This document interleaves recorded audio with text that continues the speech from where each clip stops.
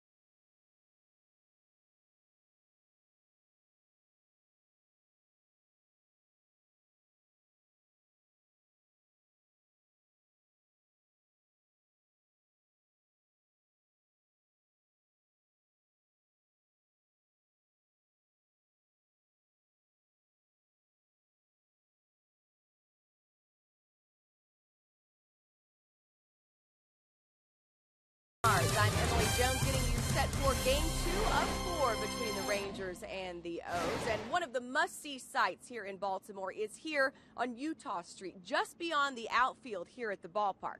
You can grab a bite to eat, of course watch a little baseball, grab a cold beverage as well. And while you're at it, you can take a look at some of the longer home runs that have been hit in this ballpark's history. There you'll find some familiar names: David Ortiz, Paul O'Neill, Carl Everett, Chris Davis has a few out here, as you can imagine. And looky here what we found. From August 29th of 2002, Tampa Bay Devil Rays' Ben Grieve hit one 435 feet. Guys, that one ring a bell to you? I wasn't here for that one, Em, but I know that happened, and that's probably about 35 feet farther than his father ever hit a ball. I know that. Thought that was just how you taught him. Attaboy, son. Get some more of that good steak, that meat and potatoes in there, and you get another 20 feet. There you go. All right, well, Rangers try to snap their mini 2-game losing streak tonight. And the Southwest Airlines Texas Rangers starting lineup that is charged with putting the offense out there against TJ McFarland. Shin-Soo Choo will lead off. He's in left. Elvis Andrus, the shortstop, is next. Then it's the right fielder, Alex Rios. Batting cleanup is the third baseman, Adrian Beltre. Robinson Chirinos moves up to the fifth spot. Chris Jimenez in the ballgame playing first base tonight. The DH is Adam Rosales. Batting eighth and playing second base, Rougned Odor. And Dan Robertson gets the start in center, and he's batting ninth. And our Sonic scouting report for TJ McFarland. He's pitched in 14 games this year. None of them have been starts. He's pitched well, especially in June. He pitched 15 2/3 innings in June. Struck out 9, only gave up 1 earned run. This will be his second career start. He did have 5 starts at AAA. He's made 112 minor league starts, so he's been trained to be a starting pitcher. He just hasn't done it this year for the Orioles. He has done it this year in the minor leagues. Yeah, Buck Showalter's young left-hander just turned 25 years old at TJ McFarland. So Buck Showalter throwing him out there against the Rangers. And Shin-Soo Choo to start things off. We are now underway in Baltimore. And cut and a miss. It is 0-1. Shin-Soo hitting at .251 with 7 home runs, 29 RBI. And on-base percentage suffering a bit of late, .368 for Choo. And he fouls the next pitch off very quickly. It's no balls and 2 strikes. Rangers come in 4th place in the AL West. They are 14 full games behind the Oakland A's. It's been 3 weeks since the Rangers picked up any ground on Oakland. Ron Washington last saw his club gain a game when they defeated Oakland out there in the middle of June. Choo tops it foul. It's still 0-2. Rangers on the road now, 19-22. As they just now passing the halfway point of their road schedule this year. 37-45 for the Rangers overall. Little looper down the left side. That's going to drop untouched. The third baseman, Ryan Flaherty, is playing well over in the shortstop hole, so he had no chance, even if that ball had stayed in play, to get over to it. Overshift is on by the Orioles for Shin-Soo Choo on the infield. 3 players on the right side of second base. The outfield, as you can see, shifted a couple of steps the other way.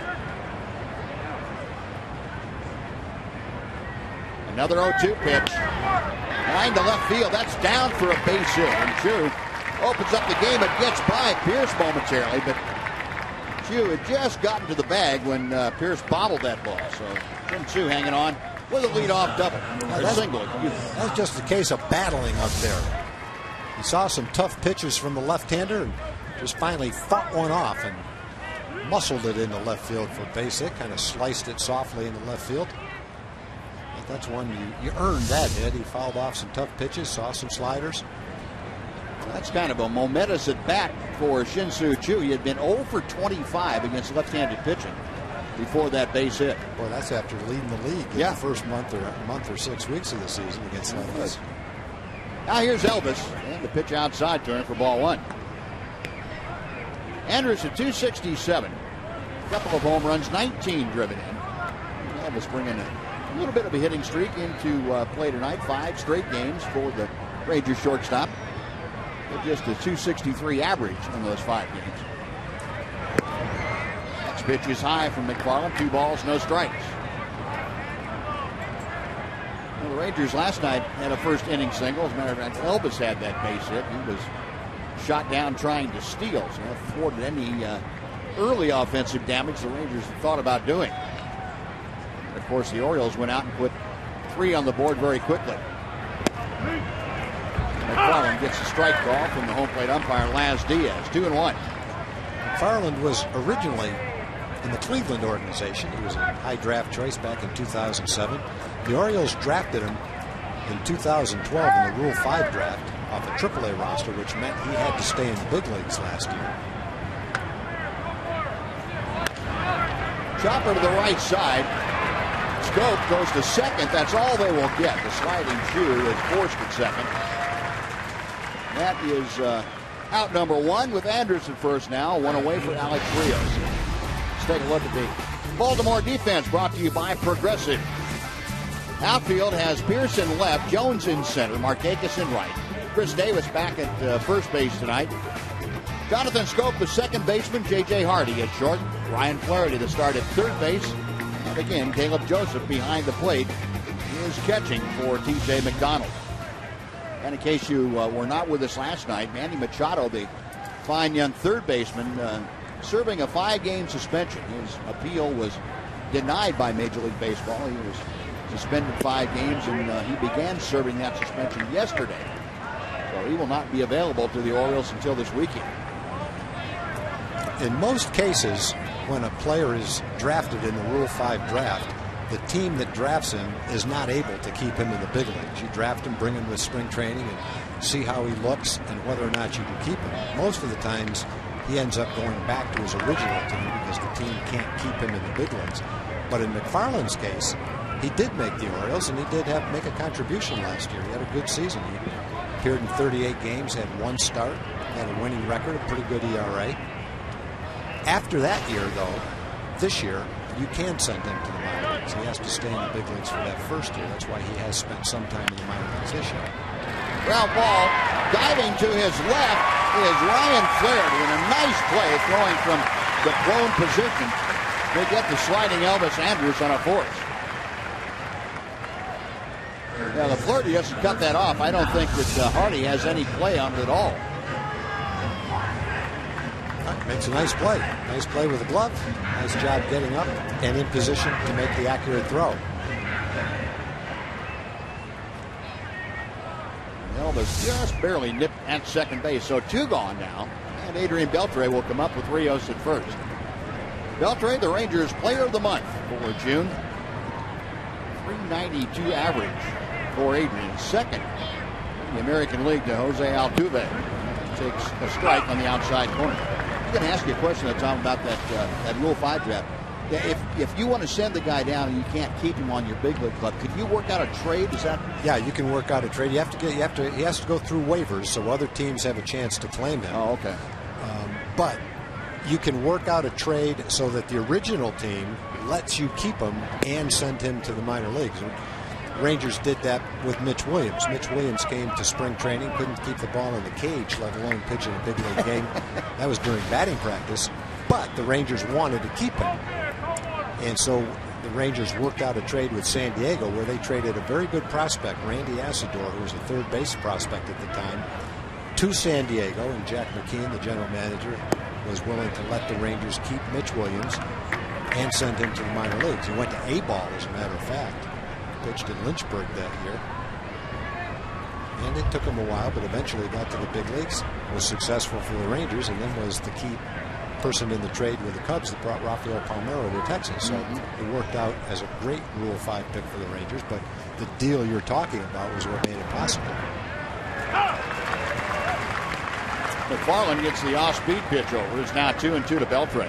I guess they're little tiny things that you can do almost every move like that. Yeah, there's a lot of subtle things that you can do to try to, work things out in your favor. But that was when Sandy Johnson had just come to the Rangers from San Diego and really knew Mitch well.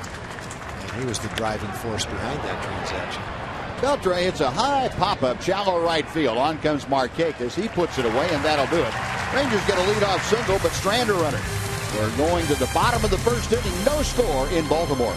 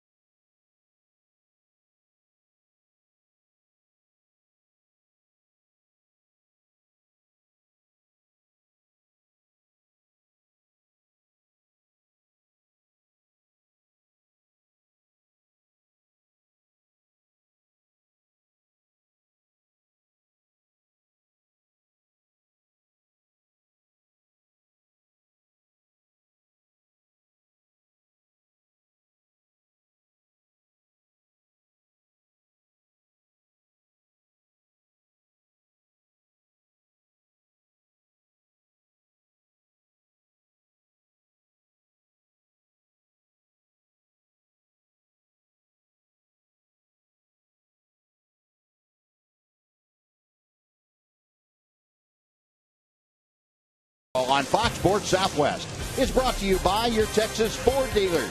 Take the EcoBoost Challenge to see why Ford is the best in Texas. By AT&T UVerse TV.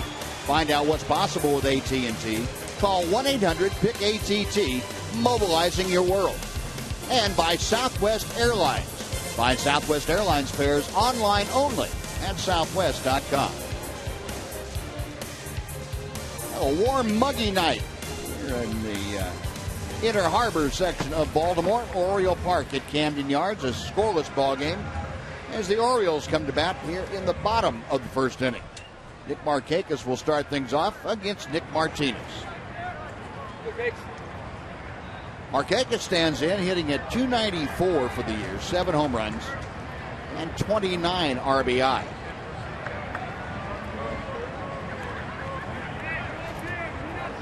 Look at our Sonic scouting report on Nick Martinez. Start it. Let's do it right after the pitch.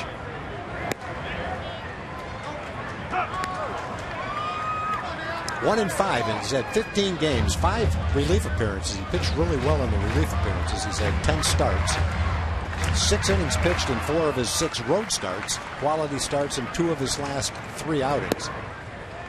I think if you look at his last 4 outings, he's had 2 of them against Seattle and the Angels that have been really good, a 6-inning and a 7-inning start. But then around that, 4 starts ago against Cleveland, and in his last start against Detroit, he wasn't able to pitch 3 innings. His last start, he walked 5 against Detroit, just really didn't have command of any of his pitches. He was out of the game quickly. I think if he went back and looked at the tape of that game, it was pretty obvious what he needs to do, and that's just be able to spot his fastball where he wants to and then get ahead in the count, working his breaking pitches. He just wasn't able to do that at all. But the Tigers are a really good team, too. They're really tough on a young pitcher. Breaking ball is outside, and say his mistakes were probably magnified by the kind of team that he was facing. Yeah. Might have gotten away with some of that and it had been a lesser hitting team, but Detroit, especially the way they've been playing, not letting you get away with much. No, a lot of veteran hitters on that team. 2-2 pitch to Markakis, and it's a bit low, so the count has gone full. That was a tough pitch to lay off of. That was a good curveball and didn't miss by much. I have to think that had a chance of dropping through the strike zone. Maybe not through it, but touching the bottom of the strike zone. Could have gotten the call on that pitch. Payoff pitch is hit high in the air to right field. Backing up into right center field, Alex Rios near the warning track and makes the catch. That is out number 1. So Markakis out. Let's take a look at the rest of the Baltimore Oriole lineup tonight. It's Saw Markakis fly out. Steve Pearce is going to be next. He's the left fielder tonight. Adam Jones in center. The DH is the birthday boy, Nelson Cruz, tonight. Chris Davis batting fifth, playing first. J.J. Hardy at short. Jonathan Scope is the second baseman. Ryan Flaherty, the start at third. He bats eighth. And Caleb Joseph catches and bats ninth. Now Nick Martinez gets the first out on a fly ball by Markakis. Here's Steve Pearce. It's a strike. His first career multi-home run game last night. A pair of two-run home runs off Joe Saunders. 327 now the average. That's a swing by a man that was fooled on the pitch. A little bit tougher to hit those two pitches than it was the pitches he saw last night. He had a great night, but he had some great pitches to hit, too. The 0-2. Now a ball and two strikes. Yeah, he did. We saw, I remember the two pitches that you had talked about, Tom, that he got one right down the middle of fastball the first time, and the second one was down the middle, a little bit lower. And he was hit higher in the air. 1-2 pitch. And they will even the count at 2 balls, 2 strikes. Martinez, the 23-year-old out of Hialeah, Florida, by way of Fordham University.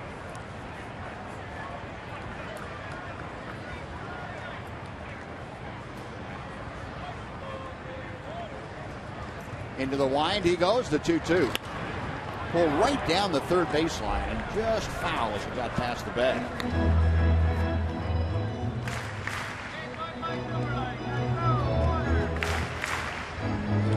Still 2-2 to Pearce. The Orioles hit 4 home runs last night. They ended up hitting 46 home runs in June. That was the most in the big leagues by 13. The Tigers were second. 33 home runs. Fouled away. Made some good pitches to Pearce. That was a good fastball. Most of the pitches have been away. He ran it in on his fist. Just barely got a piece of it. He's trying to throw it. See the glove in there. That's some pretty good movement on it.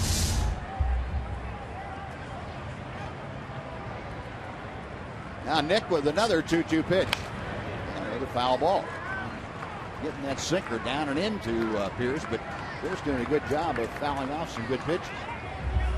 The Orioles have 100 home runs on the season. That's the second most in the big leagues. Toronto leads the major leagues with 108 home runs.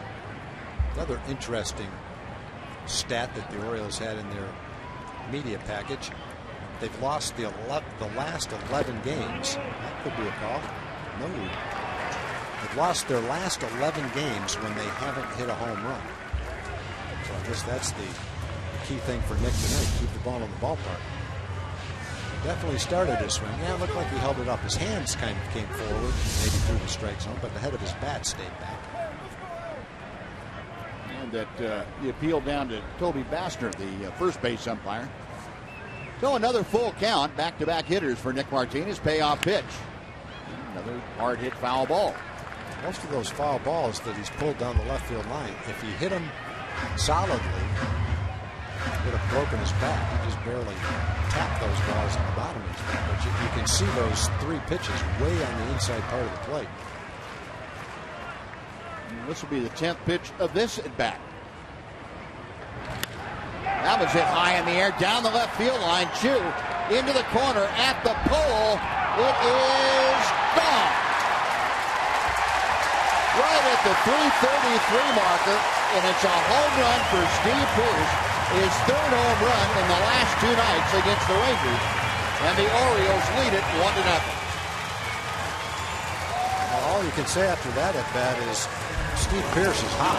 He fouled off a lot of good pitches. Those fastballs in on his fists were really good pitches. He was able to make a little bit of contact, tap him foul down the left field line, then get a hold of one and hit it out of the ballpark. I guess they're going to confer to see if it was out of the ballpark. I think what they're probably looking at is Shin-Soo Choo and whether it was interfered with out there. Let's take a look. This is one ballpark where it's very easy for the fans to lean over the fence. They might take a look at it. Chu goes back. He's got a pretty good beat on the ball. Yeah. No fan came over. No interference, and it was right up against the pole. I think Shin-Soo got his glove stuck on the pole when he reached over there. Yeah, there's no fan in the way, and that was definitely fair. Ball just missed his glove. It looked like his glove was high enough. The ball was just a little bit to the left of his glove. No, the umpires are doing this on their own now. They were not issued a challenge by Ron Washington. But Laz Diaz, the home plate umpire, and Jeff Nelson, the crew chief, going over to have a look at the video. And very quickly they took a couple of looks at the shots that we all saw and said, no, that's a home run. Well, the call is confirmed, and Orioles again jump out to a 1-0 lead in the first inning. And via the home run, that is the 101st home run hit by Baltimore this year, and for Steve Pearce, his 10th round tripper of the year. That's pretty good for a guy that really bounced around from the major leagues to the minor leagues throughout his career. Having an opportunity to play right now and making the best out of it. That'd be a great feeling for him. Interesting start to the year for him, too. He was 0 for 17 with the Orioles, and they designated him for assignment. Worked out a deal with Toronto, and he was on his way there, but because on a waiver claim, he had to go through waivers. Toronto claimed it. But then there was the injury to Chris Davis early, and it allowed Steve Pearce to decide if he wanted to go to Toronto or stay here, and he stayed with the Orioles. He made the right choice. It had to be very difficult for him at the time to envision where his career would be right now at that moment in time. It's come a long way since then. I'm not sure he was able to envision 10 home runs in the last month and a half. Adam Jones, the center fielder up there, a count of 1 ball and 2 strikes. Jones had a big night last night himself. He had his home run early, his 15th of the year. That was in the first inning of last night's game also. Average of .305 along with the 15 home runs. He has driven across 49. The 2-2 pitch is in the second deck on the right side. The count remains even. 21 pitches now for Nick Martinez, and this is the third hitter he's faced. The Orioles not making it easy on the young man. Yeah, you just go back to that at bat that Pearce had. It was a tough at bat for Nick because he did make a lot of good pitches. And a number of those pitches were good enough pitches to get the hitter to make an out. Pearce was just able to hang in there and foul him off, and then get a pitch he could hit out of the ballpark. Ball's hit to center field. Daniel Robertson retreating and shy of the warning track puts that away. That is out number 2, and it brings up Nelson Cruz. Let's take a look very quickly at the Rangers defense, delivered to you by DeMontron RV. Chew and left. You saw Robertson in center, Alex Rios in right. Chris Jimenez to start at first. Odor and Andrews up the middle. Adrian Beltre at third. And Robinson Chirinos behind the plate, leading the major leagues with 19 runners caught stealing this year. Now Nick Martinez will work to Nelson Cruz, who is turning 34 years of age today.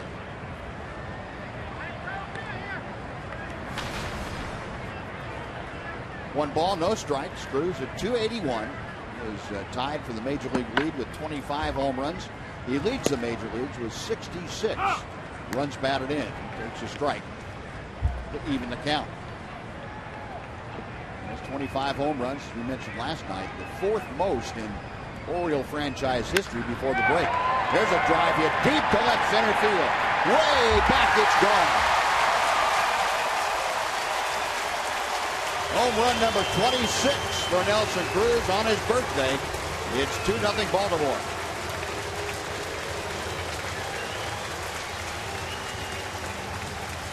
I mentioned that Nick faced a very tough team in his last game against the Tigers. That was a home game.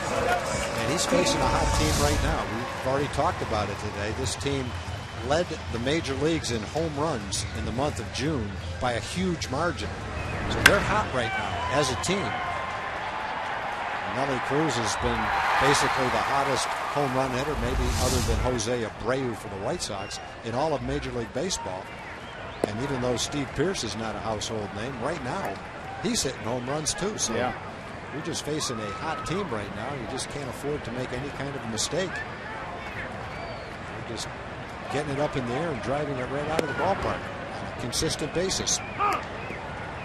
And there's another guy that can pop the ball out of the ballpark, as Ranger fans are very well aware. It's Chris Davis.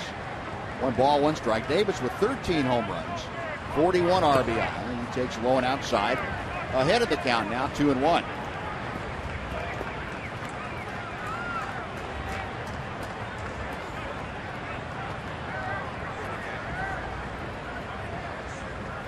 Davis from Longview, Texas. Chops the next pitch foul. 2 balls, 2 strikes. Chris right now in a difficult time, and 0 for his last 15 times at the plate. He really struggled in last night's game. He actually hit a ball that could have been a base hit. He hit into the shift, a line drive, but he also swung and missed 4 or 5 times at pitches that weren't even close to being strikes. Breaking ball hangs high, and the count goes full. So another full count for Nick Martinez as you get a look at the Baltimore shift. The shift for Baltimore. Payoff pitch. Out of play to the left. Rangers have only Adrian Beltre on the left side of the infield. We saw where Rougned Odor was out there. Good 40 feet into right field. The Rangers giving up home runs by the handful the last couple of first innings. And that pitch, called strike 3. Knee high on outside corner, and Nick Martinez gets the strikeout, but Orioles strike for a couple of solo home runs on to the second. 2-0 Baltimore.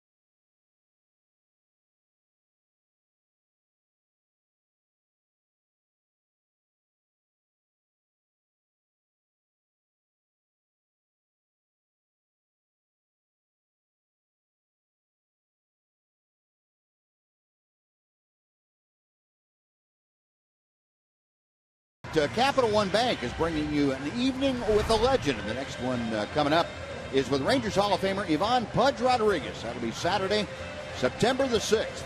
And guests will pose for photos with Pudge and hear from him in an exclusive question and answer session. You get tickets for the Rangers game that night. And to purchase tickets for both affairs, visit TexasRangers.com/foundation.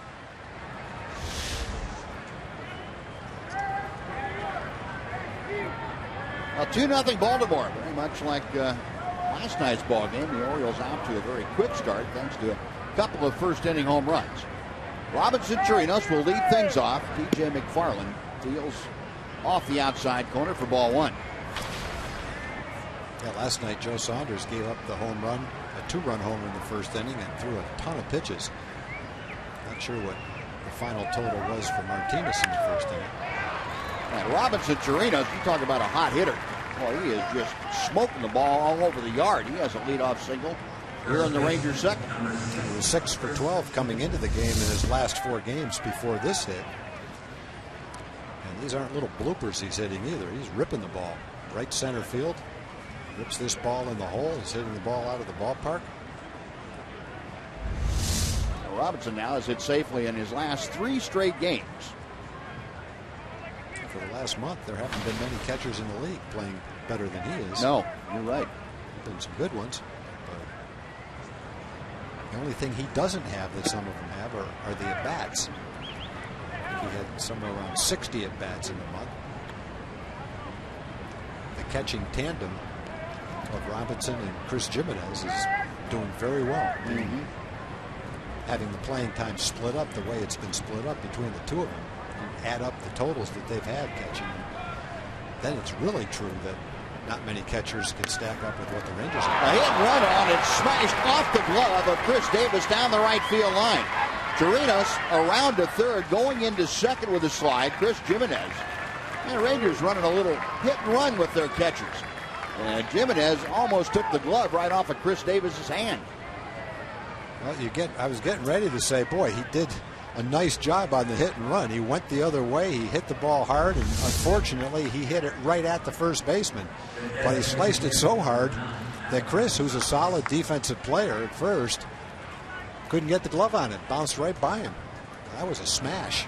That's going to be ruled a 2-base hit, as a matter of fact. The official scorer agreeing with you, Tom, and that ball was just too hot to handle. Yeah, that's I think an unusual scoring call, but not one I disagree with. When the hitter hits a ball that hard, it makes it a tough play.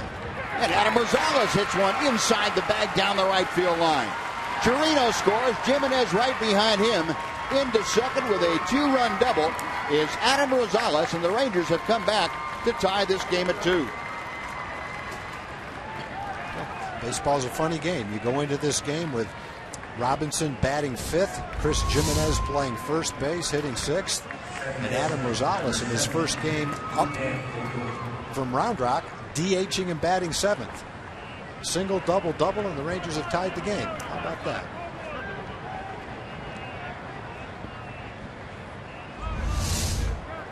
Well, 3 consecutive hits, a 2-2 ball game now with the go-ahead run out there at second in the person of Adam Rosales. Here's Rougned Odor around the bunt. He takes a strike. High breaking ball, but it caught the top of the strike zone. I think he's thinking move that run over to third base. We had that discussion last night, Buzz, when he batted nobody out, man on second, and fouled a pitch down the left field line that he might not have had a game plan. He wanted to pull the ball in that situation. That time he slices this one to left field, and Steve Pearce able to make the running catch, and Odor doesn't get the job done. Rosales still at second base. There's now 1 out, and Daniel Robertson coming up. You know, in that at bat, the first pitch, he was going to try to bunt him over. And you know, I've had managers that have said your job is to get the man from second to third. If you feel like you can hit the ball to the right side of the infield, then go for it. But if you can't, then bunt him over. You have to do whichever way you think you can get him over. And for a young hitter who's only 20 years old, it's not that easy to pull a left-handed pitcher. Right. Now, he hit that ball to left field, but I think in the back of his mind, he knew he was trying to pull the ball. At this stage of his career, just had a hard time doing that. The first pitch to Daniel Robertson, low and inside for ball 1. It's kind of what we were saying. You can have the right game plan, but then you still have to execute it. Yeah. And hitting the ball to the right side of the infield is easier said than done, unless you're someone like Tony Gwynn, who could do it every time he went up to the plate, anytime he wanted to. The rest of the players, some of them are adept at it, some of them aren't. High chopper up the middle, scope near the bag, a quick throw, and he gets Robertson by a step. On to third goes Rosales, but he's there with 2 outs now for Shin-Soo Choo. Left fielder, number 17, Shin-Soo Choo. Choo coming to the plate, 1 for 1 tonight. He singled to left field, his first time up there. Rangers with 4 hits already. They put 3 together for their 2 runs here in the second. Choo now, as you saw, up to 254 with the average. McFarland will work from the stretch to the left-hander. Misses off the outside corner for ball 1. Choo now has hit in 4 of the last 5 games. That was That corresponds to the time that he moved back into the leadoff spot. He has gone 7 for 17 in those 5 ball games. Chops that pitch foul to even the count, and a ball and a strike.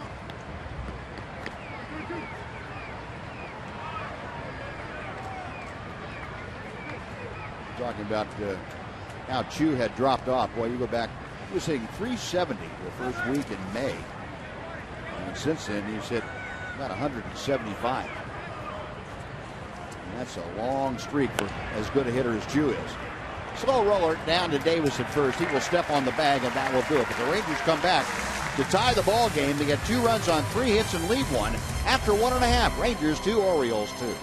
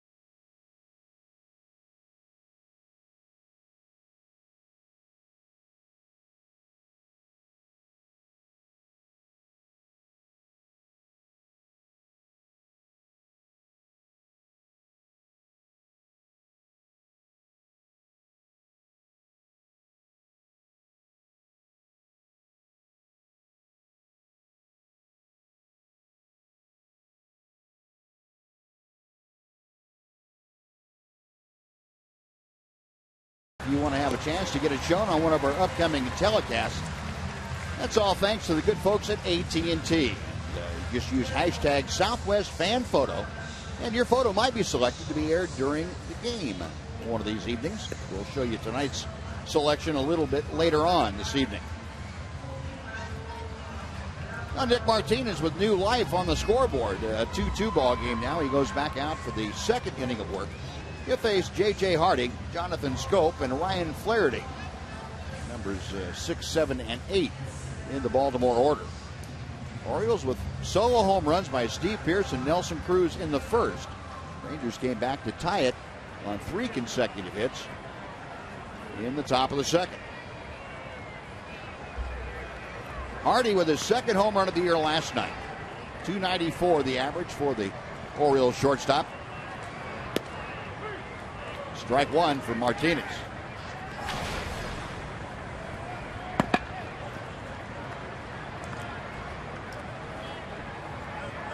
Nick into the wind. The high fastball foul back, so Martinez very quickly in front of the count. No balls and 2 strikes. We were talking about Adam Jones last night, as obviously all the excellent things he does. One thing he didn't do is walk. Hardy doesn't walk either. Hardy's only walked a couple of times more than Adam Jones. He doesn't strike out a whole lot. He's one of those guys that has pretty good hand-eye coordination. He can hit the ball out of the strike zone, put it in play. Hardy's been up almost 300 times and only walked 12 times. 1-2 is hit into the hole. Elvis sets himself. Strong throw, and his counterpart, J.J. Hardy, got him by a couple of strikes. Out number 1, Jonathan Scope coming up.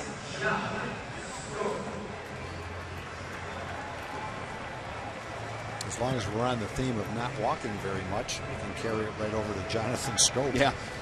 Scope's only walked 7 times. He's been up 238 times. There's 3 guys in the lineup that not just don't walk very much, they hardly walk at all. Scope just 22 years old. The island of Curacao. And you can excuse him a little bit, I guess, by throwing the age factor in there. He's just learning what it's all about. 1-0 pitch. Now 1-1.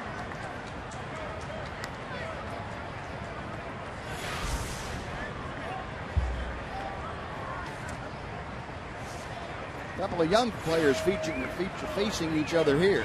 Featured in this matchup. 1-1 pitch. Up the middle, and Stroke wins that battle. A one-out single has him aboard for Ryan Flaherty. Third baseman, number 3, Ryan.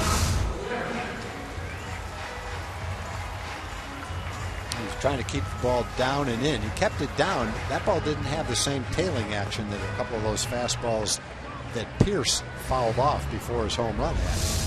That one stayed kind of straight down in the strike zone. Got the ground ball, but he hit it right straight up the middle. We saw Ryan Flaherty last night come on as a defensive replacement late in the ball game. First chance we've got to see him swing the bat here, and he takes low and inside for ball 1.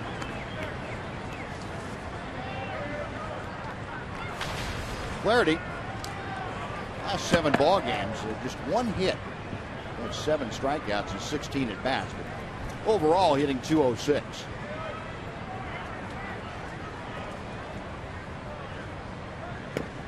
Check swing and didn't really want to, but went around. 1-1.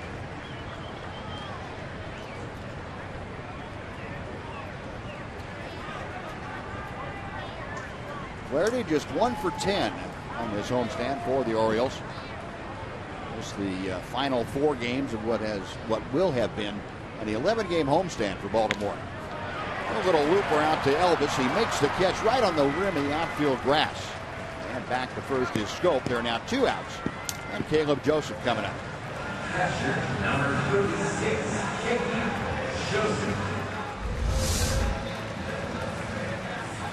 Got that ball on the inside corner, and you can see where it hit the bat. If we were able to show the slow motion view of that bat, you would have seen a lot of vibration. That hit right on the trademark, full swing, and as far as he could hit it was right to the shortstop.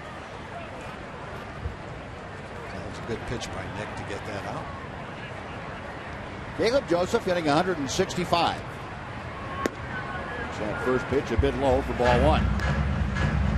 That was the 2 home runs. 8 runs driven.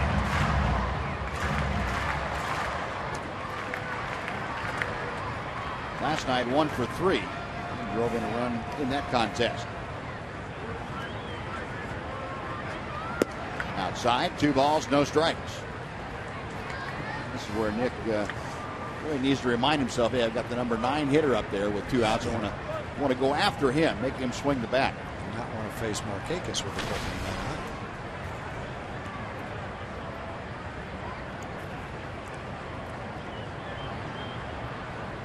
Nick, letter high set. The 2-0 pitch is low. It's 3 balls, no strikes.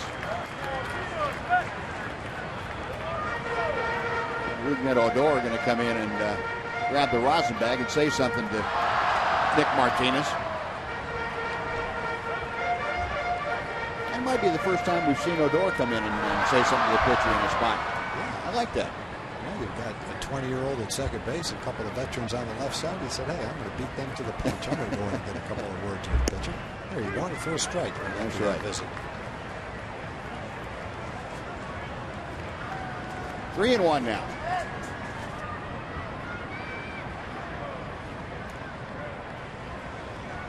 Martinez, a look over his shoulder at Scope. And there's a drive hit to left field. Going back is Chewy's at the wall. That ball is gone.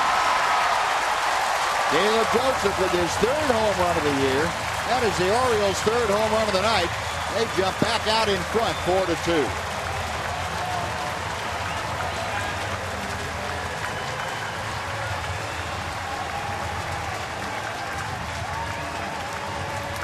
You know it's a home run hitting machine when the 9th place hitter hitting 165 goes deep. And not a whole lot of ballparks that would have been a home run in. That's kind of a short porch out there in left field and run about one row back, but that's all it needs to do in this ballpark.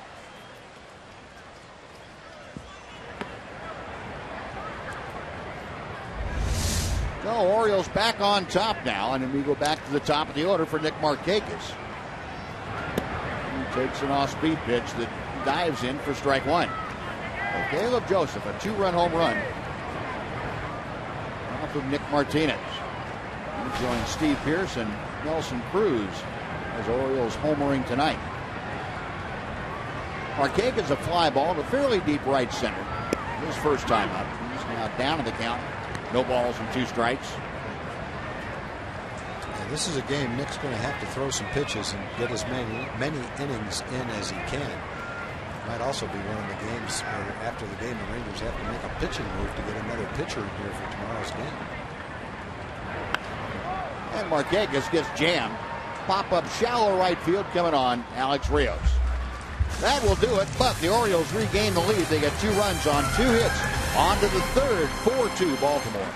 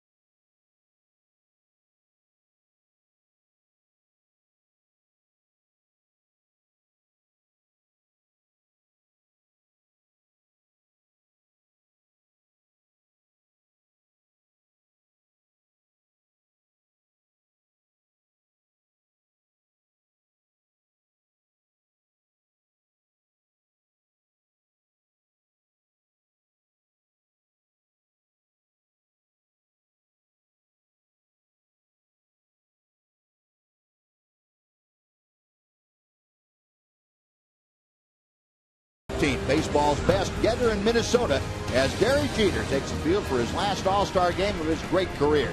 Promises to be an emotional and probably unforgettable night. Special coverage starting at 4:30 that afternoon on Fox Sports 1, and it's followed by the 2014 All-Star game at 7:30 on Fox. And we updated you last night on the American League. Tonight we'll show you the National League update, and look at that, center fielder Andrew McCutchen jumping out in front in the voting for outfielders. So he has joined Puig and Gomez in the outfield. Goldschmidt at first, and Utley, Tulowitzki up the middle. Tulowitzki the most votes of any All-Star candidate. That's Ramirez and Yadier Molina behind the plate.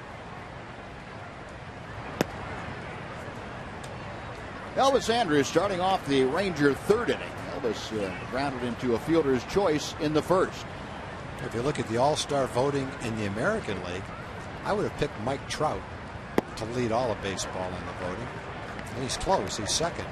But the player with the most votes is Jose Bautista for the Blue Jays. He's got 400,000 more votes than Mike Trout does. Stuff in the ballot boxes in Toronto. He's having a good year. Yeah, he is. Elvis raising his arms up and kind of jackknifing out of the way. That pitch is inside. 3 balls, no strikes. Elvis trying to get aboard to start off the Ranger third. Alex Rios will follow Elvis in the order. McFarland throws a belt high strike. It is 3-1.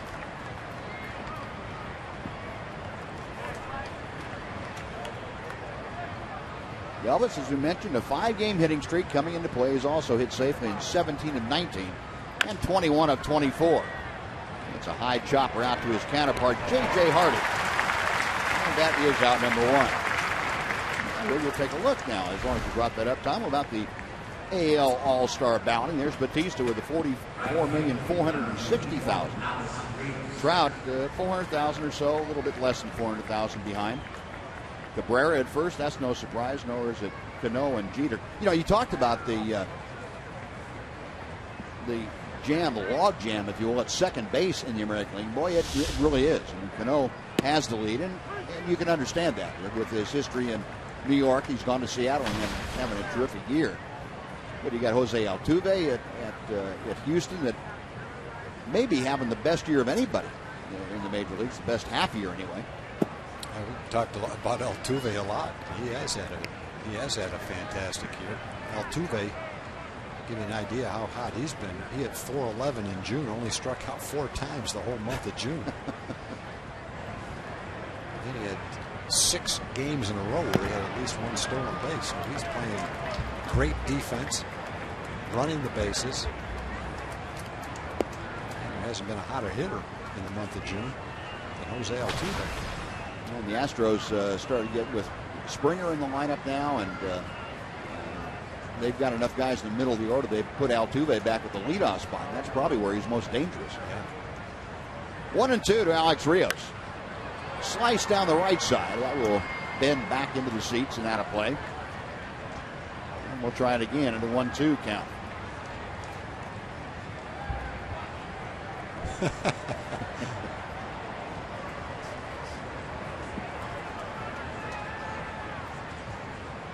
The Red Sox fan out there. I didn't know that the Orioles would allow them in the ballpark. Yeah, 3 Oriole fans and a Red Sox fan. And a chopper foul off the front foot of Alex Rios. Rios grounded into a fielder's choice also in the first inning.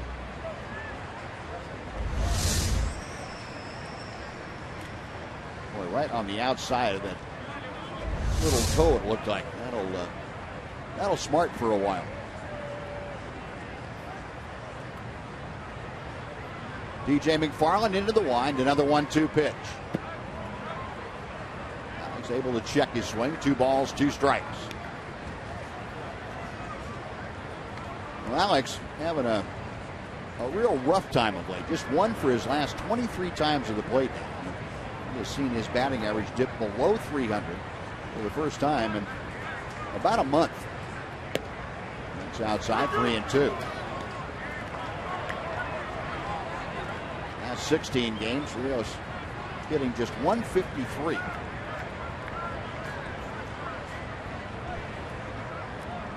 Now the payoff pitch from McFarland. The right center, that is by Scoop into right field for a base hit. Off the end of the bat, it didn't have a lot of speed on it, but enough with the shift around to the left to get Alex a base hit with 1 out. So he is aboard. Adrian Beltre coming up. Let's take time here for a Mazda game break. Here's Dana Larson. Dana?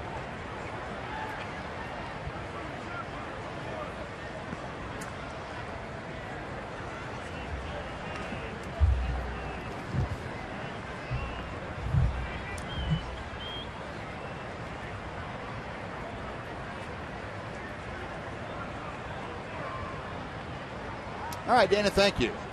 It's first game of a doubleheader in the Windy City. Yeah. Angels and White Sox rained out yesterday.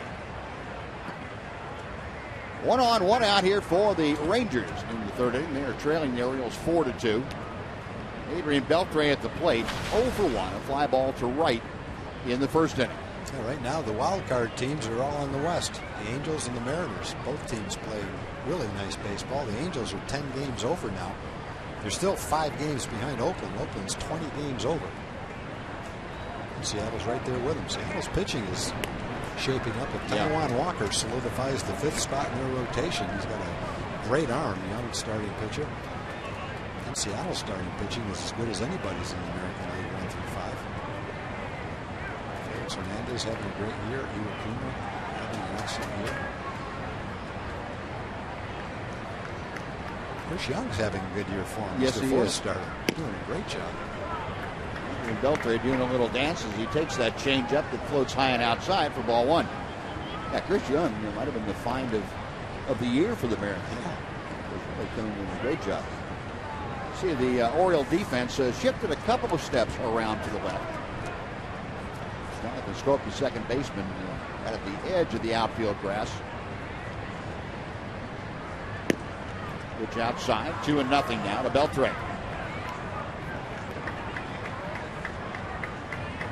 Adrian, against the Baltimore Orioles, the last 12 games has been a .458 hitter. In those 12 games, he's had 9 home runs and 18 RBI. That is doing some damage. Got Rios at first here with 1 out. Ground ball cut off by the third baseman, Flaherty. The double play turned around the horn. 5-4-3, and that'll do it. No runs, a hit. Nobody left for the Rangers after 2.5. It's the Orioles 4, the Rangers 2.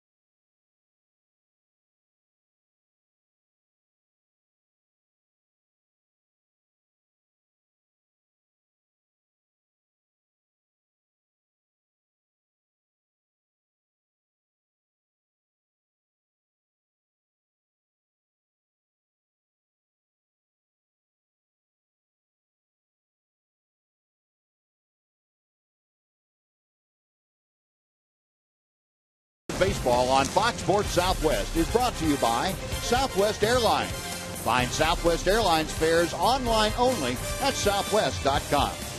And by the all-new Mazda 3 with seamless connectivity. A beautiful look at the downtown Baltimore skyline. Nice evening here, very clear skies and warm temperatures. Breeze drifting out toward left center field.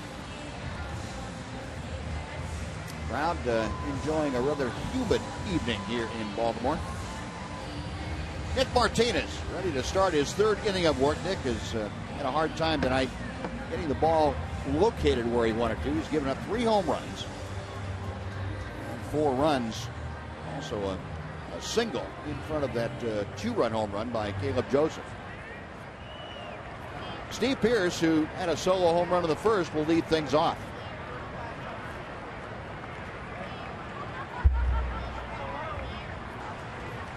Martinez looking in for the sign. The right-hander goes to the wind. We'll take you back to that first inning when Steve Pearce, after a long at-bat, will finally to center one up. He threw some good pitches in that at-bat with his fastball, but then he hung a slider, and it was right up where he hit the home runs last 2 of them last night. Same location. And Pearce doing exactly what he did last night, too, after the first inning home run. He skied to shallow center field the next time up. Definitely getting the ball in the air. That is out number 1. Elvis able to take care of that pop-up. Now Adam Jones will come up for his second at-bat. Yeah, first at-bat for him really was a classic at-bat as far as fouling off the tough pitches, hanging tough, hoping you get a good pitch to hit, and then getting the belt-high hanging slider and hitting another home run. Adam Jones, a fly ball to center, back in the first inning. Rangers now put on an overshift for the right-handed hitting Jones. 3 infielders on the left side of the diamond. Pitch to strike, 0-1. Jones will be sad to see June go. We talked about Altuve having a big month. Jones tied him for the most hits in the month of June. He had 39 hits in the month of June. He's also only 1 home run behind Jose Abreu for the most home runs in baseball in the month of June. Abreu had 10 and he had 9.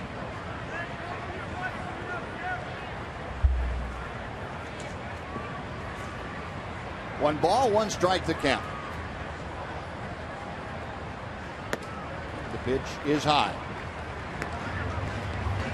Well, you were talking last night, Tom, about Adam Jones being one of those proverbial 5-tool players, and I couldn't agree with you more. He's just an outstanding all-around player. Sure is. He had a great throw in last night's game from right center field to second base. He drives this one to right field, but that's going to stay in shy of the warning track as Alex Rios backs up and hauls that in for out number 2. And the Orioles, I think, very wisely locked him up to a long-term contract the year before last. Really making him the centerpiece of the project undertaken here in Baltimore. Yeah, couldn't pick a better kid.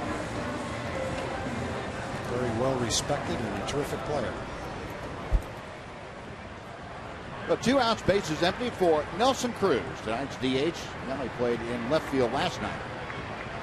Homered his first time up. 26th home run of the year, and this was back in the first inning.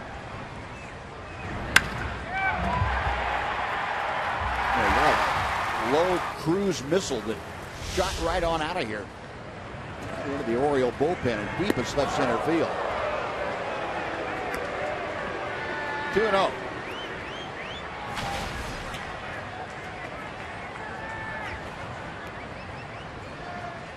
Six home runs, 67 RBI now for Cruz.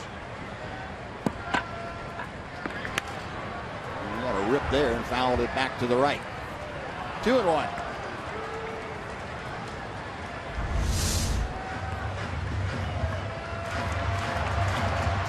That's getting away with one right there. Next pitch is popped up. This will stay in play. Odor going out into shallow right field. He's called off by Alex Rios, who makes the catch.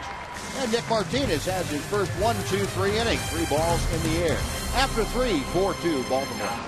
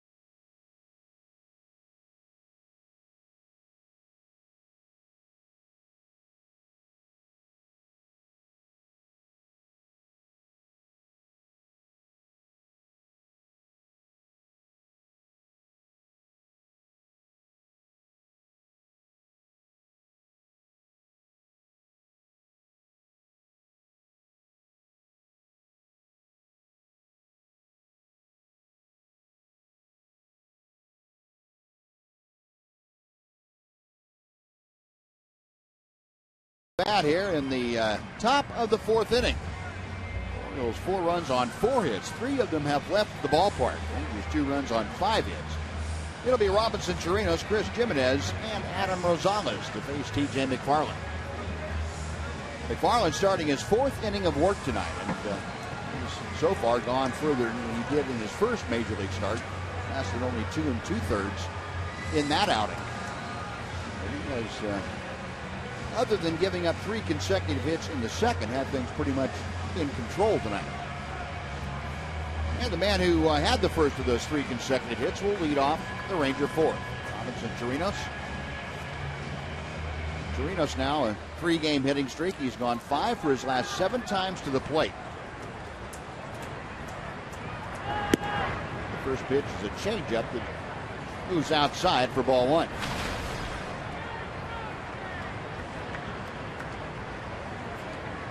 Chirinos, go back over the longer haul, and this would be 20, 21 games now. Chirinos hitting .320. 6 doubles, 5 home runs, 14 RBI in those 20 games. That's doing some damage. Plus, he's throwing out everybody that tries to get off the base.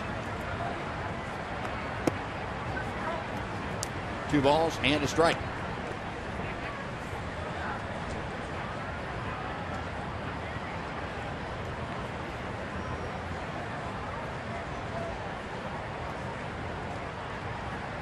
DJ McFarland approaching the 50-pitch mark. Now 2-2.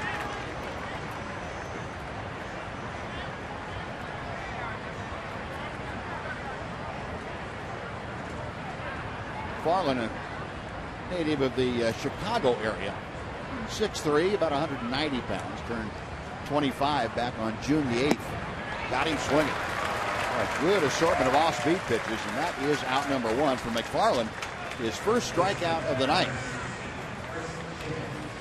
Well, folks, Adrian Beltre and all the Rangers need your vote to make it into the All-Star game this year. If you vote online up to 25 times and select Rangers as your favorite or other favorite team, you'll receive a ticket offer good for 50% off select games in August and September. Visit TexasRangers.com/vote and do it today. Time is running out.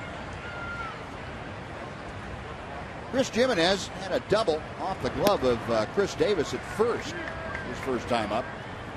He scalded one down there. It was too hot to handle. Got both he and Robinson Chirinos in position to score. 317 the average for Jimenez. 1-1 the count.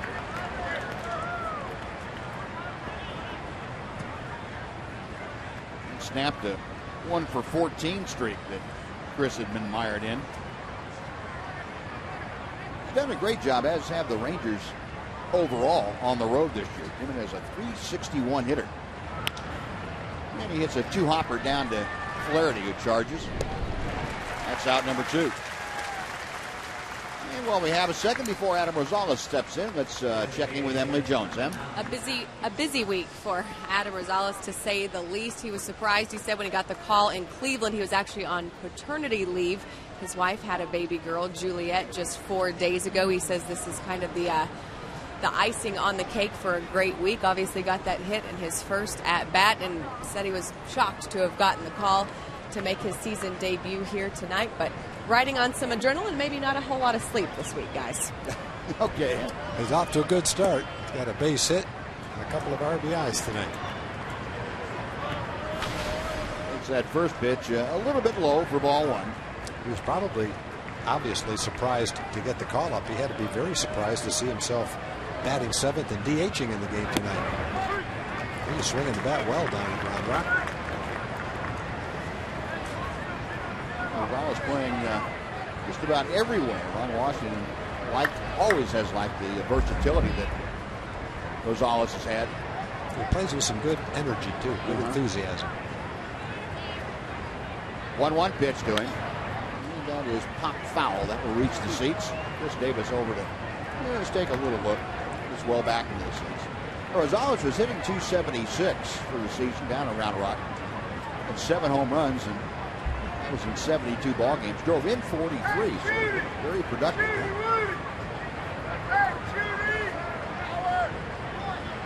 In fact, lately, the last 55 games down around Rock, he's been a .296 hitter. Down in the count here to McFarland. 1 ball, 2 strikes. got him swinging. Well, McFarland had not had a strikeout until this fourth inning. He gets a pair of them. No, we've finished 3.5 here in Baltimore. The Orioles 4, the Rangers 2.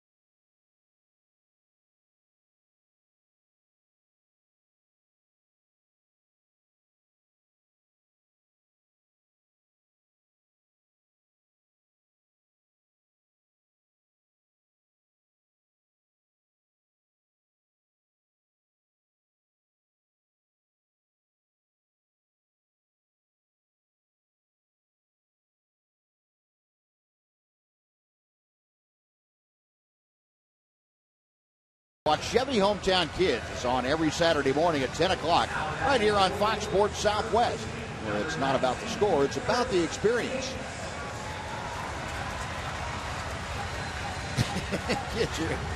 Ranger fans, young Ranger fans, they are, I think they've been into the cotton candy a little bit too quickly. They are having a good time.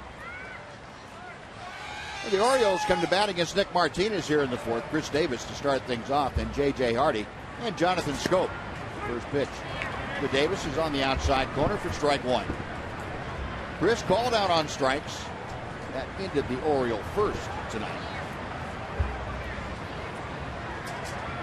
High and tight. That spins Chris Davis around. Interesting, we saw that last inning, that pitch high and tight to Nelly Cruz, and then Martinez came back with a fastball right down the middle that Cruz fouled back. I don't think that's any action if that happened. Probably not. A little tapper back to the mound. Underhand pitch, or underhand toss to first. Davis retired on a little top shot. One gone. He's retired 5 straight after Caleb Joseph hit the home run. That was back in the second inning. Trying to keep that going right now. Trying to pitch as deeply into the game as he can. Keep the pitch count down. Make some good pitches. J.J. Hardy, a ground ball to Elvis Andrus as he led off the second inning tonight. Takes strike one. Hardy brings in a 4-game hitting streak to play tonight. He's hit over 400 in those 4 games. Started to provide that power we talked about, a couple of home runs of late after getting off to a career worst start for him as far as home runs are concerned. And that is headed down the left field line. Chew over to cut it off. Hardy had turned it first, but he'll hang on there with a 1-out single. He got a pitch up and out over the plate and kind of tomahawked it down the line for a single. Trying to throw it down and away. It's up in the strike zone, up in the outside part of the strike zone. Good swing by Hardy. Talked about Hardy not showing the same power this year, at least not yet. But he has hit a couple of home runs in the last 10 days, first 2 of the season. And based on his track record, you'd have to think in the second half of the season he's going to probably hit 10 or 12 home runs. Jonathan Scope had a base hit to center field. First time up, takes the pitch outside here with ball 1.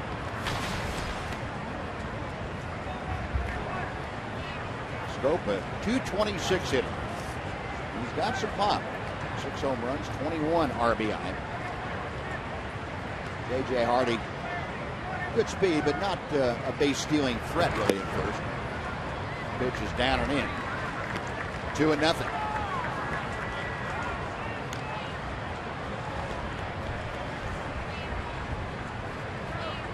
Orioles really don't do much running. They've only stolen 20 bases in 29 attempts this year as a team. Up the middle. Oh, Stoke shooting that right back to the box. The second ball he's hit like that, second hard hit ball, that was a little bit harder than the one he hit in the second inning. He had the base hit, scored ahead of Joseph's home run. Which on the outside corner, he went out and ripped that ball back through the middle. Only a .223 hitter, but you wouldn't know it tonight the way he's lined the balls into center field. No, back-to-back one-out singles, runners at first and second for Ryan Flaherty. Robinson Chirinos out to the mound to have a quick visit with Nick Martinez. Orioles now with 6 hits tonight. They have had 3 singles and 3 home runs. Rangers at double play depth with Hardy at second, Schob at first. Flaherty popped out to short his first time up there.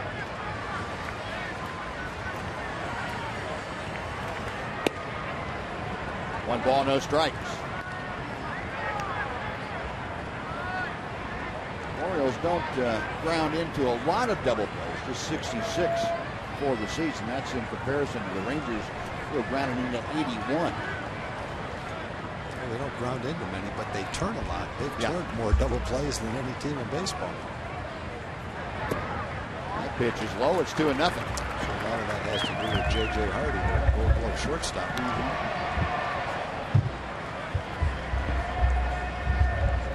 Hardy out there at second base. Yeah, and their pitching staff. They have quite a few guys that throw a lot of sinker balls.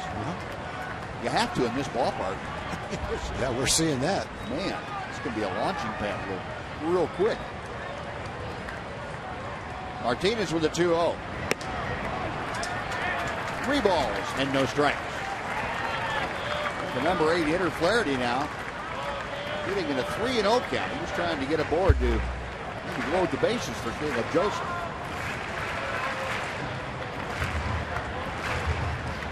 Having to get a little bit of action stirring in the Ranger bullpen. We play in the bottom of the 4th inning.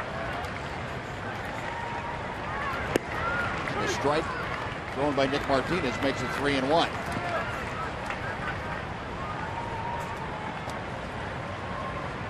Pitch tracker showing you that last one just above knee high. It's pretty much down the middle.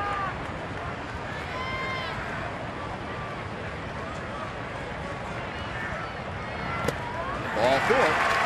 That'll load him up for Joseph, and we bring Mike Maddox out of the Ranger dugout.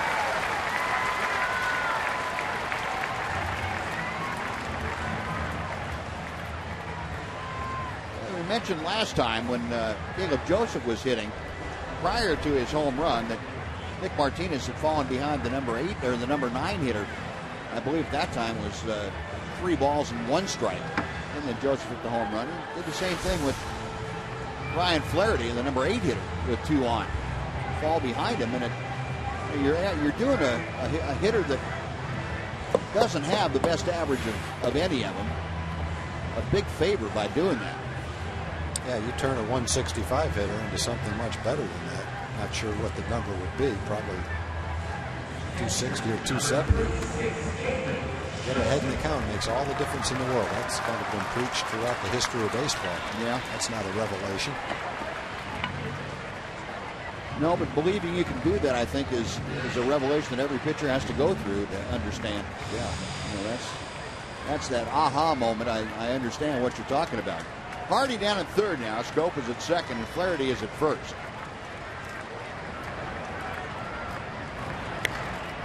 Joseph, the breaking ball stayed up a little bit for him, and he tapped it foul. It's 0-1. Joseph with his 3rd home run of the year, a 2-run blast in the 2nd. He's in a position here where he can really do some damage, and Nick Martinez trying to prevent that from happening. 0-1 the count. Double play grounder. Elvis boots it. Everybody's going to be safe. And the Orioles lead it 5-2. Nick Martinez got exactly what he wanted. And that was a routine double play ball that Elvis just simply muffed. There was nothing about that ball that was anything but routine. It wasn't hit hard to begin with. It was hit off the end of the bat. It wasn't taking any kind of a bounce. It was just a play that Elvis will make every time, except that time.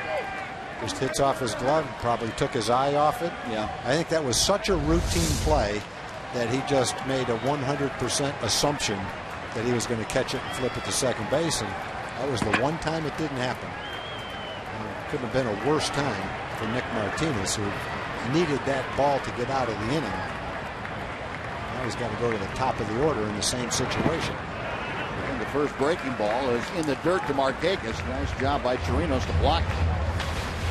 But Caleb Joseph reaches on the error, and he is gifted an RBI. Once the official score couldn't assume the double play would have been turned, but I would think 999 times out of 1,000 that Elvis is going to turn that. Yeah, that's just one in that situation. That's just a careless mistake that he obviously can't afford to make at that stage of the game. We've seen Elvis play for a long time, and that's not a mistake he makes very often. No, and that's the one thing when he first came up that I remember Ron Washington and Omar Vizquel were on him on a daily basis. Make the routine play, because he was really good at making a spectacular play, but had lapses from time to time. And you think he had that drilled into him so much, but it happens to anybody. Yeah. And from time to time, it just doesn't happen very often. That's why it's so surprising. It was such a simple play that if you're Elvis, you just take it for granted that this is an automatic double play. Just goes to show you there's no such thing as automatic. Yep. 2-1 the count to Markakis. Now 3-1. The changeup misses. Well, sometimes there'll be a hard hit ball that'll take a little bit of a hop and hit you in the heel of the glove, and you can see what led to that error. That just wasn't one of those balls. Right. Well, I think what you said about taking his eye off it a little bit on the replay, it looked like his head came up a little bit quickly. Mm-hmm. But again, that's probably just him saying, "Hey, I've got this. I've done this a million times." Yeah, I don't care if my head does come up. I'll still make that play. Markakis down the right field line. That is trouble. One run is home. Around third, coming in to score is Flaherty. And the throw comes into Odor. It's a 2-run double for Markakis. And it's a 7-2 Oriole lead.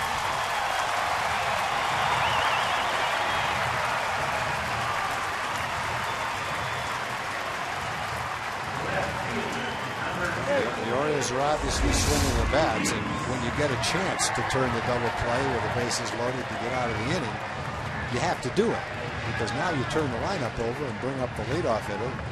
You get to their hot hitters and the guys that are run producers. It's difficult, as that double just showed. So 3 runs in the inning. The Orioles now have a 5-run advantage. Here is Steve Pearce. He is 1 for 2 with that solo home run. Got runners at second and third. The Rangers now forced to pull the infield all the way in. And there's a drive down the left field line, but it's hooking and goes foul by 5 or 6 feet. Fortunately, Pearce out in front of that ball just enough to get some late hook on it.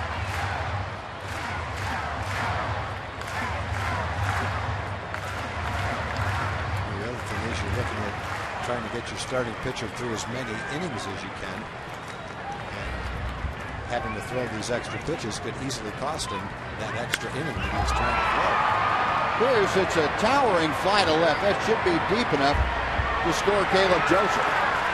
Catch is made by Chulik. Throw comes into third. Trotting down the line to score is Joseph. And Steve Pearce with a sacrifice fly. That makes it 8-2 Baltimore lead. Every time he comes up, he gets the ball up in the air. That didn't miss going out of the ballpark by very much. Fortunately, he got underneath it a little bit.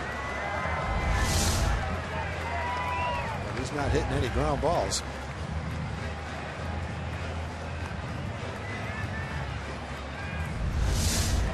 Well, Pierce drives in his second run of the night, 27th for the year. He's had a pretty good month the last two nights. He had 4 RBI last night. He'll have 2 more tonight. So 2 outs, Adam Jones. A pair of fly balls, 1 to right, 1 to center. He comes up with Markakis at second base. 4th inning, the Orioles with a 4 spot on the board already. Again, the Rangers in a shift around to the left for Jones. He fights it off down the right side, out of play.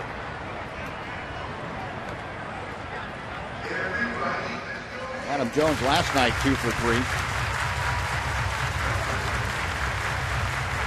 That home run that Adam Jones hit last night was 152nd in an Oriole uniform. That put him in sole possession of 10th place on the all-time Oriole list. High and tight, and the count evens at a ball and a strike. Saw Mike Maddox making the call down to the bullpen. It's like Aaron Pareda grabbing his glove and heading out there. There's the spray chart for Adam Jones.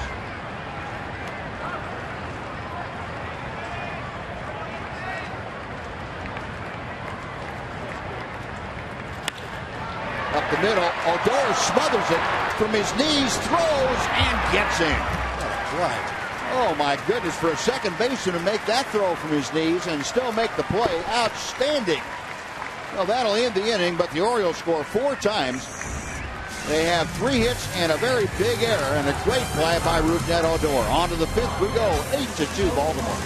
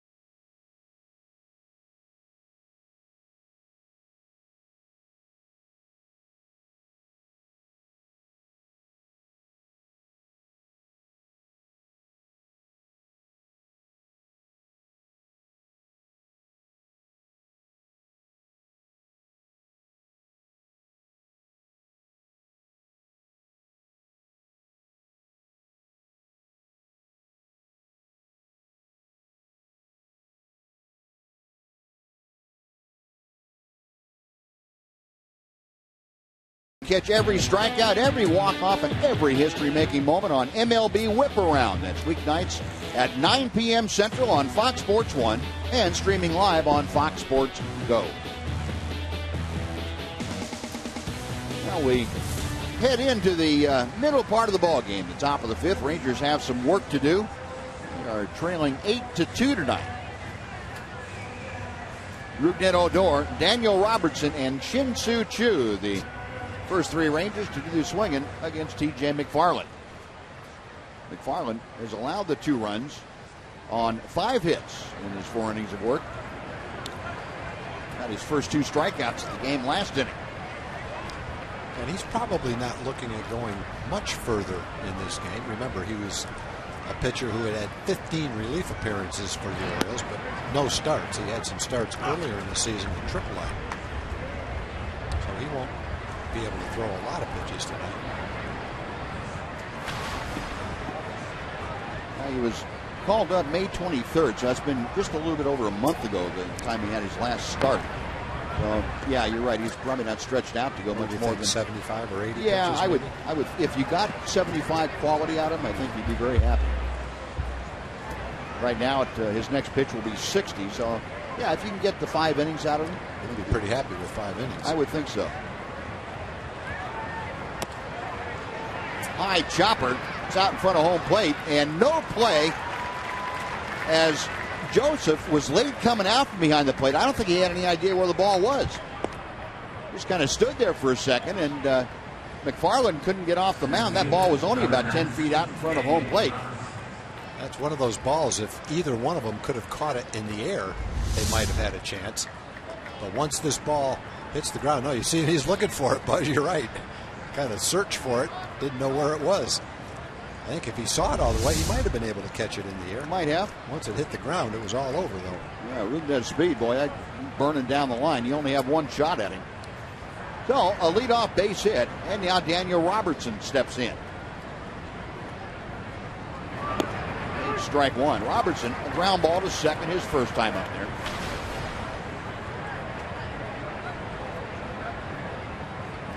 Daniel with the average at 213. Still looking for his first home run. Almost had one in Anaheim a month and a half ago. Wouldn't be a bad spot for him to get one up in the air here. 0-1 pitch. Up the middle. Scope knocks it down, but has no play, and everybody's safe. Looked like Scope tried to backhand it and flip it at the same time. I think that's what he was trying to do. Didn't feel like he had time to switch it to his bare hand and flip it. Let's take a look and see if that's what he did do. It looked like he was going to try to flip it back to Hardy. It was going to be a pretty tricky play.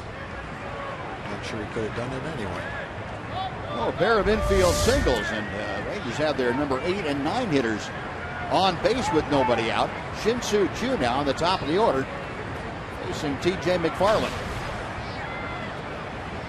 Choo 1 for 2, had a first inning single last time up, grounded out softly to first base.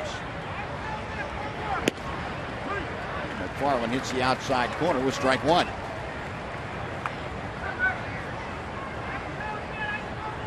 Ryan Webb, the right-hander, first up in the Oriole bullpen.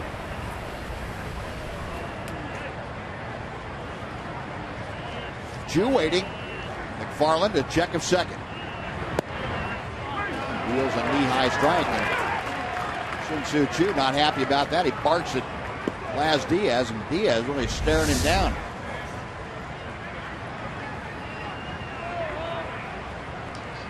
One of those pitcher's pitches right at the bottom of the strike zone.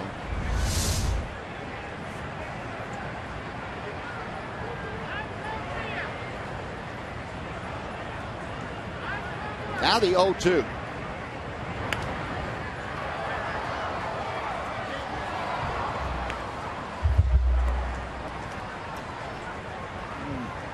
Aaron Porreta.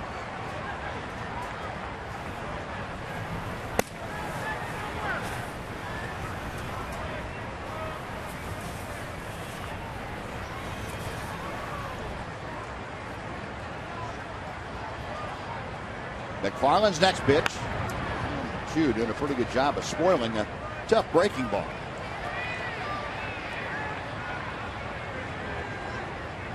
Still 0-2.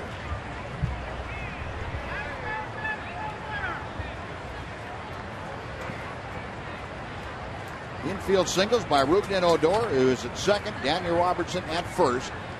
We've gotten the Rangers going here in the 5th inning. Now they're trying to cut into that 6-run lead that the Orioles had.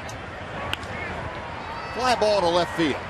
Pierce for the line and in, makes the grab. That is out number 1 and brings up Elvis Andrus. Well, Choo doing what he usually does against left-handed pitching, trying to take it the other way, and wasn't successful that time. McFarland has 1 out, and Elvis coming up 0 for 2.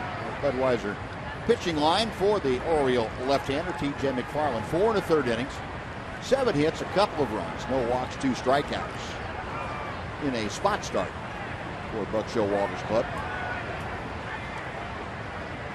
Andrus has grounded out twice tonight. Chops one to the right side. Scope to second. The return to first is in time. And the Orioles doing what they do better than anybody in baseball, and that's turn the double play. Rangers are gone in the fifth. No runs, 2 hits, 1 left. After 4.5, 8-2 Baltimore.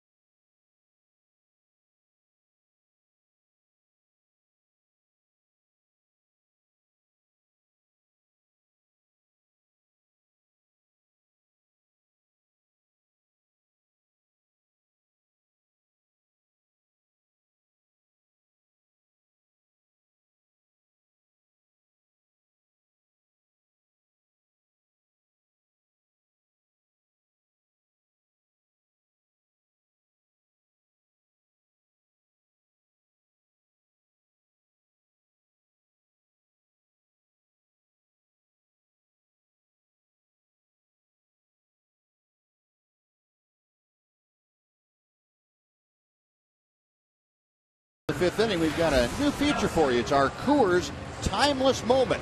Looking back in Ranger history on July 1st, some 40 years ago, Jim Sundberg hit his first career home run in a 6-2 win against the Minnesota Twins. And no, it was not inside the park. I think it was one of those 450 tape-foot home runs. Think so? I think it measured, yeah. At least that's what I remember it as. And Sonny probably would embellish on that a little bit, too. Yeah. Now, Sonny's the kind of guy that said, no, that was like 475. After I exaggerated by about 75 feet. Yeah.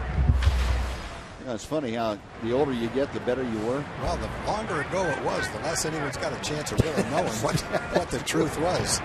That's true. Go back far enough, who knows? Yeah, we tried to find video evidence, but there was no video of that, and I can understand why. That's why you've got old ball players saying, yeah, I was all state in 2 states and 2 sports. Who the heck knows? They didn't keep records back then. 1-1 pitch to Cruz. A slow chopper to third. Beltre, bare hands from down under, and he nails him. That's nice fun to play watch by that. Beltre. Many times as we've seen it, just as much fun to watch it the next time. First baseman, number 19, Fritz. That's what I think Adrian knew he had all the way. It looked simple. And I don't think Nelly Cruz is at all surprised, having watched that for several years as a teammate. Now, sometimes you hit a slowly hit ball like that, and you say, all right, I got a shot at a base hit. Nelly knew where he hit that one. So unless he falls down, I'm out. I'm not going to risk pulling the quad muscle on this one when I'm going to be out anyway. Here's Chris Davis, who takes a strike on the outside corner. Davis 0 for 2 tonight. He is tapped back to the mound and struck out. And Chris now in an 0 for 17 streak. Good pitch by Nick Martinez, 0-2. Well, Nick, and we've seen, we talked about the inconsistency at the outset of the ball game, and you've seen it here tonight. Kind of a microcosm from inning to inning for Nick. One inning he'll go out, have a 1-2-3 like he did in the third, making quality pitches to every hitter. And then all of a sudden he'll turn right around and make a couple of pitches when he's behind in the count that get hit pretty hard. It's outside, now 2-2. But that's part of the development of young pitchers. I don't care how good your stuff is, you still have to go through the growing process. trying to figure out how to counteract major league hitters. He goes from 0-2 to 3-2 to Chris Davis. Davis with one out trying to get aboard. J.J. Hardy. The Orioles shortstop will be next. There's the Chevrolet pitch tracker for you. Pitches number 4 and 5, not too close to the outer corner. Payoff pitch coming to Davis. Line drive, but there's Odor again. Seen that one before. This one pulled a little more down the line, but Odor is shading him even more that way than he was last night. Same result. You're right. That was even more dramatic than last night. You have that ball taken away from a base hit. There's just not too many hits to right field for you unless you hit it out of the ballpark. That's, boy, when you're struggling, that's just kind of the icing on the cake right there. It looks like a double in the corner. It's one thing to have a base hit to straight away right field taken away from you, but one right down the line like that, man, that cause you some severe headaches. You're going to be thinking that's a double when he leaves the bat and you leave the box. Definitely. You look up and here's a second baseman waiting there for it. So 2 outs. Here's J.J. Hardy, who's 1 for 2, a single and a ground ball to short. Nick misses a little bit low. It's 2-0. Show that last shot of Chris Davis going down in the tunnel up to the clubhouse, or up toward the clubhouse. That's one of those balls you either, when you're 0 for 17, you either got to say, well, that figures the way I'm going, or you explode and start busting bats and throwing stuff. Yeah, I wouldn't have followed him down the tunnel. I wouldn't have taken any chances. I think you're right. Elvis under that towering pop-up. Hardy retired, and the Orioles are gone in order. We've finished 5 at Oriole Park in Camden Yards, 8-2 Baltimore.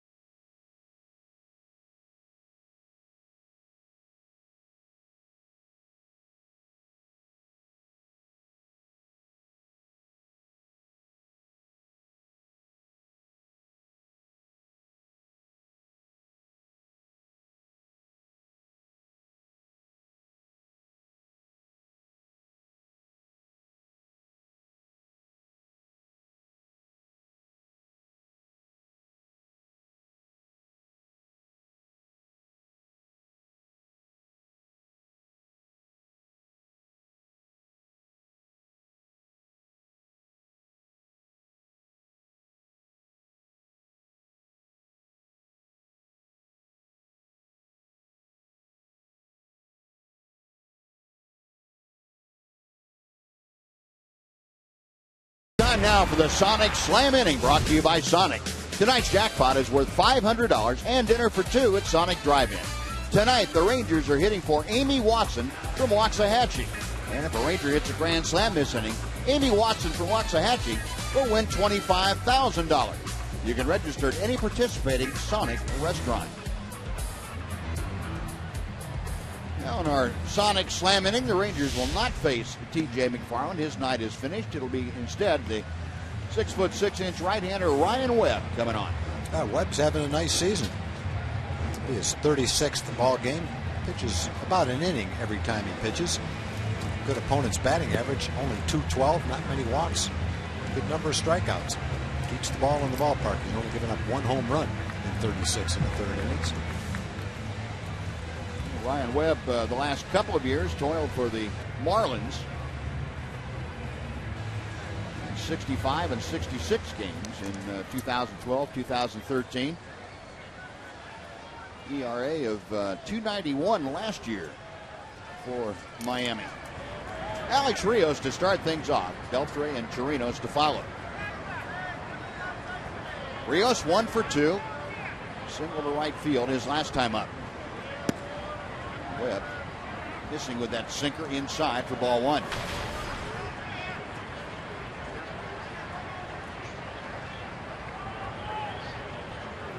T.J. McFarland did get the 5 innings under his belt. Mike Maddox talking to Nick Martinez over on the Ranger bench.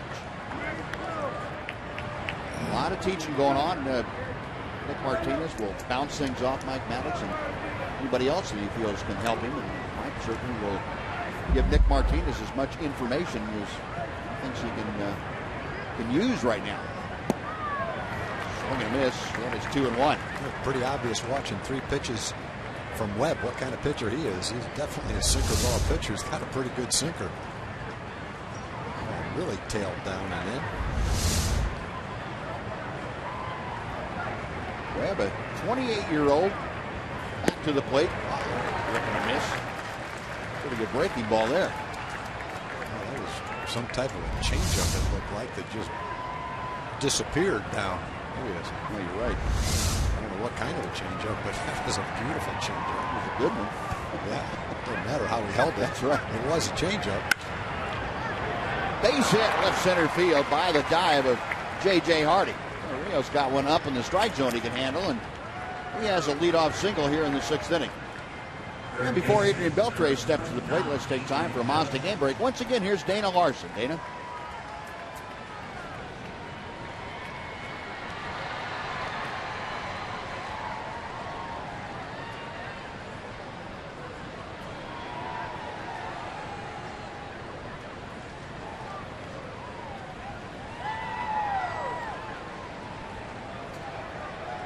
All right, Dana, thank you. 1 on, nobody out. Adrian Beltre at the plate facing Ryan Webb. There's that off-speed pitch again, in for strike 1. Beltre 0 for 2, a fly ball to right, and a double play grounder. The Orioles with 2 more double plays turned tonight. That is 97 for the year.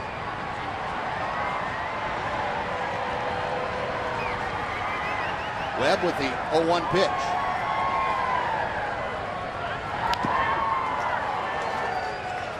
Nasty sinker down and in. That's 0-2 now.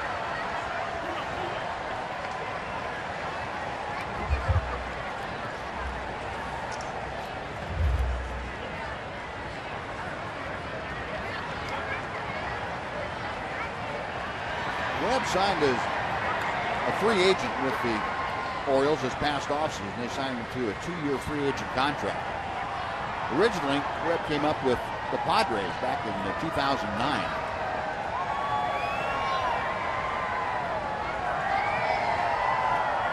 Ahead of the count here, 0-2.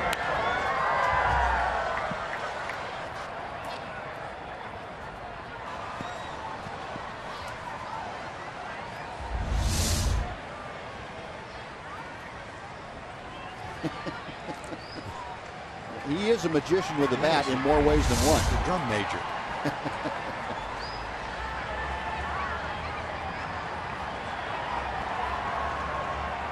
Joseph with the signs. Now Webb is set.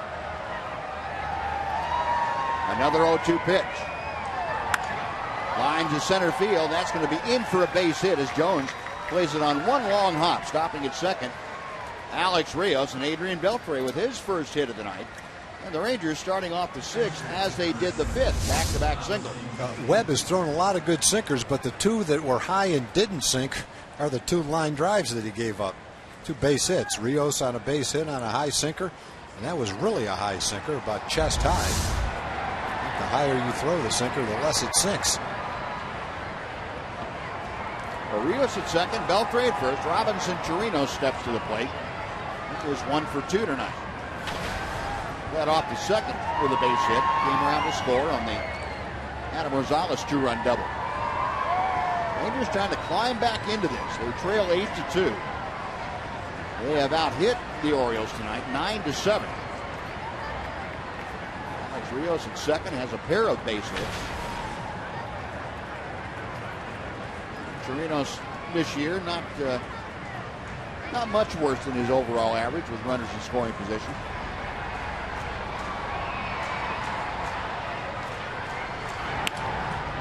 It's that first pitch foul down the third base side.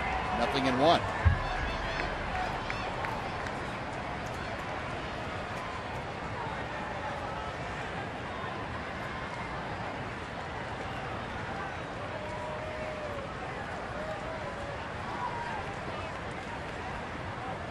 Youngsters with their gloves in attendance here tonight. All the guys making pretty good use of that leather too.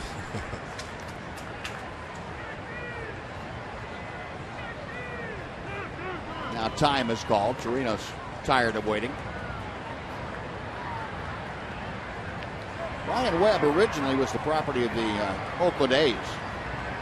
Took him in the 4th round of the 2004 draft out of high school in Florida. Then in 2009, he went to San Diego in a trade that brought Craig Italiano and Scott Harrison. A little slow one-hopper down to third, and the throw across the diamond by Flaherty. That gets Chirinos, but both Rios and Beltre advanced 90 feet. They are now at third and second, respectively, for Chris Jimenez.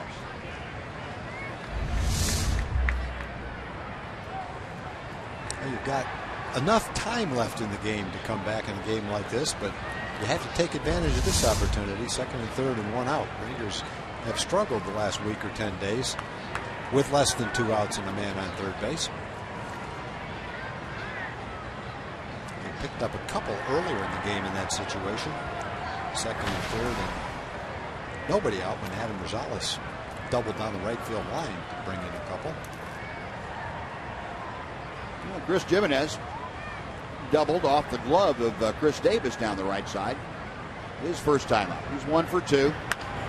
And a ground ball off the fist out to second. Schoop will throw him out at first. And in to score is Alex Rios. Jimenez, the RBI ground out. If the Rangers get another one on the board, it is now 8-3 Orioles, with Beltre moving over to third. Jimenez, the 9th RBI of the year for himself. Let's take a look at our AT&T U-verse rewind. Back to that double that Tom was telling you about. Adam Rosales, the first pitch he saw in his stint with the Rangers this time, shot one right down the right field line with 2 runners aboard. Both Chirinos and Jimenez scoring on that double, and Adam Rosales clapping his hands at second base with 2 RBI. Beltre is going to field that ball down to third. He was in foul territory. Surprised he didn't, to be quite honest. Yeah, I think he could have if he wanted to. I think he let it go. Maybe Gary Pettis called him off. Yeah, let it go.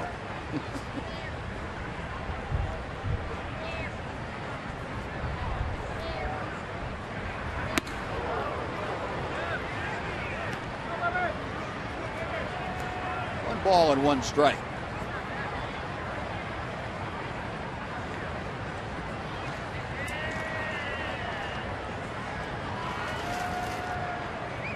Webb a check of third. 1-1 pitch on the way. Now 2-1. Over 19,000 on hand here tonight. 19,150. Fairly muggy night here in early July. A lot of folks getting ready for the big 4th of July celebration. Always a big event here in Baltimore, of course, with all the history around Fort McHenry and the Inner Harbor. Popped up, shallow right field, going out Schoop, coming on Markakis. And with Markakis hauls it in, that will do it. The Rangers get a run on a couple of hits and strand one after 5.5. It's the Orioles 8, the Rangers 3.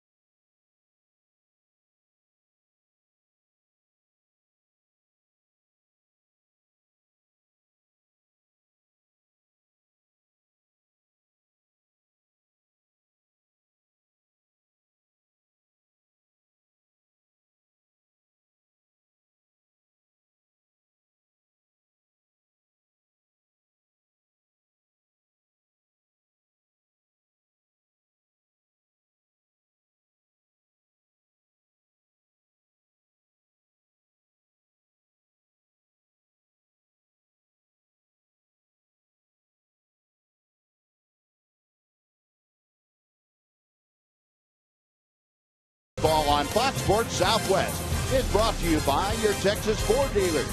Take the EcoBoost Challenge to see why Ford is the best in Texas. And by a reminder from Budweiser. Great times are waiting. Designate a driver.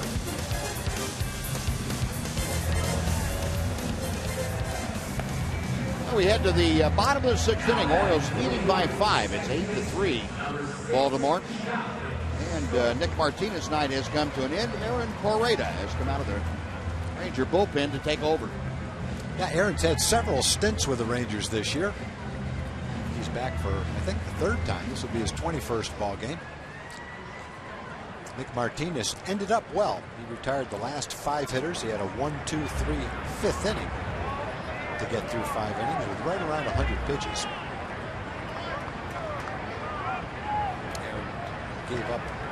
Nick gave up 2 unearned runs. It's costly.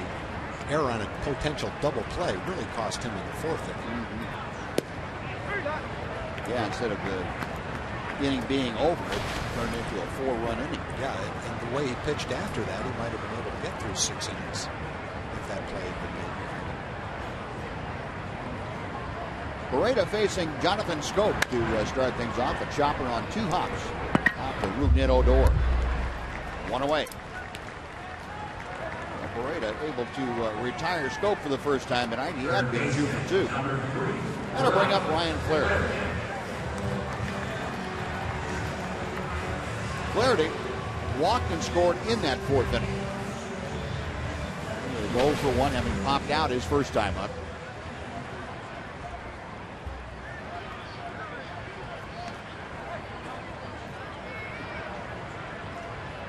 Aaron Correda last worked a couple of nights ago against the Twins at home on Saturday afternoon. Worked an inning in the 3rd of scoreless relief. 1 walk, 1 strikeout.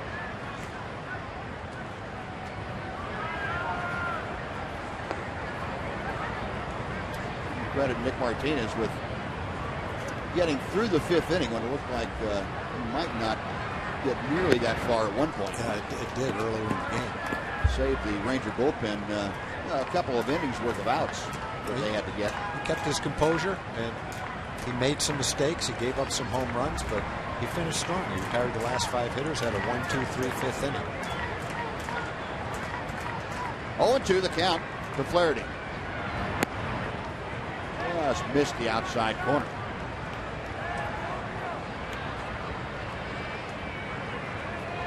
Correda, a 27-year-old out of Northern California, went to the University of San Francisco.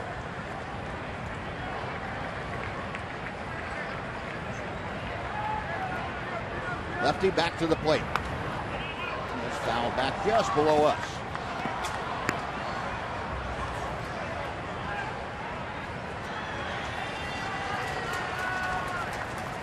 And as far as we know right now, Miles Michaelis is going to be tomorrow's starter. He's throwing a little bit in the bullpen, probably just to get the kinks out, because he just got into town about 6 o'clock local time this evening. He probably wanted to get the feel for the baseball after being on the airplane most of the day. What kind of throwing would a pitcher do the day before he pitches? Any, if at all? Not much. Play catch in the outfield, maybe play catch a little bit. That's one of those deals where I think that the individual has complete reign over it. Whatever he feels like he can do. Just enough to get up, move around a little bit, not wear yourself out. 1-2 pitch. Slow topper down the first baseline. Going to be a tough play. It goes into foul territory. Correda make sure it stays foul. That would have been impossible to get Ryan Flaherty. And for a left-hand pitcher, that's going to be a real tough play. What he could have done, really. Except exactly what he did. Let it go and hope it rolls foul. Baltimore has the foul line, the grass, I should say, cut very close to foul. So ball tends to die going down either line on that grass. It's on the dirt. It's going to go foul probably. They're the kind of team I would think that would want the ball to go foul. Other teams are probably going to have more speed than they do. Another 1-2 pitch. Got him swinging. Into the glove of Robinson Chirinos. He hangs on for the strikeout. 2 gone.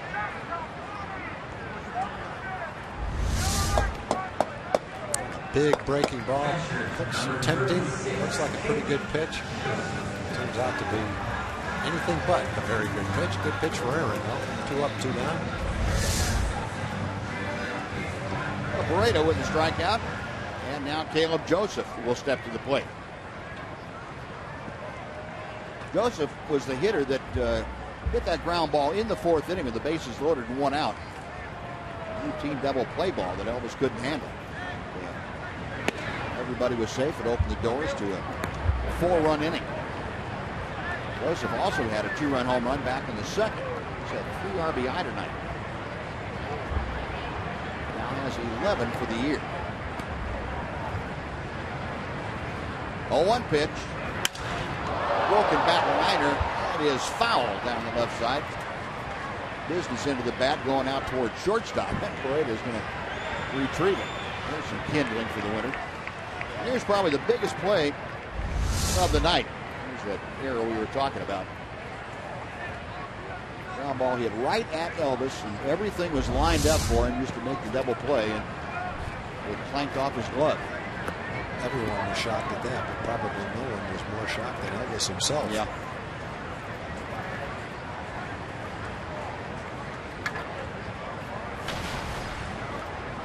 Joseph has seen a 96 and a 97 mile-an-hour fastball. He's down 0-2. And with a new bat. 97 mile-an-hour fastball cost him a bat. Right field, that is playable in front of that 21-foot-high wall out there. Alex Rios takes care of it. 3 up, 3 down. We're going to the 7th. 8-3 Baltimore.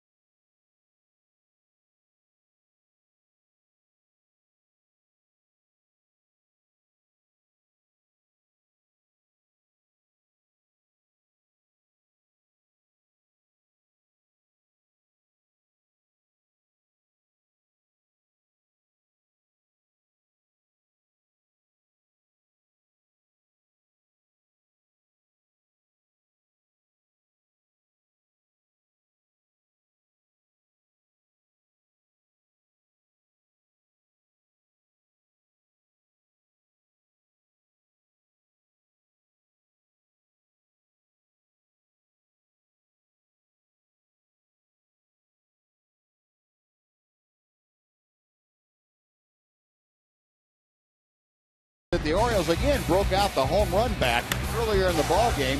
Steve Pearce back at it again. Then it was former Ranger Nelly Cruz. And finally, Caleb Joseph. 3 home runs tonight for Baltimore after 4 last night. The Orioles jumped out to an 8-2 lead, and Rangers added 1 on. It's now 8-3 in our 4th game summary. Here's the Orioles home runs. Also, Adam Rosales, a 2-run double in his first at bat of the year with the Rangers. Got the first 2 runs home in the 2nd for Texas.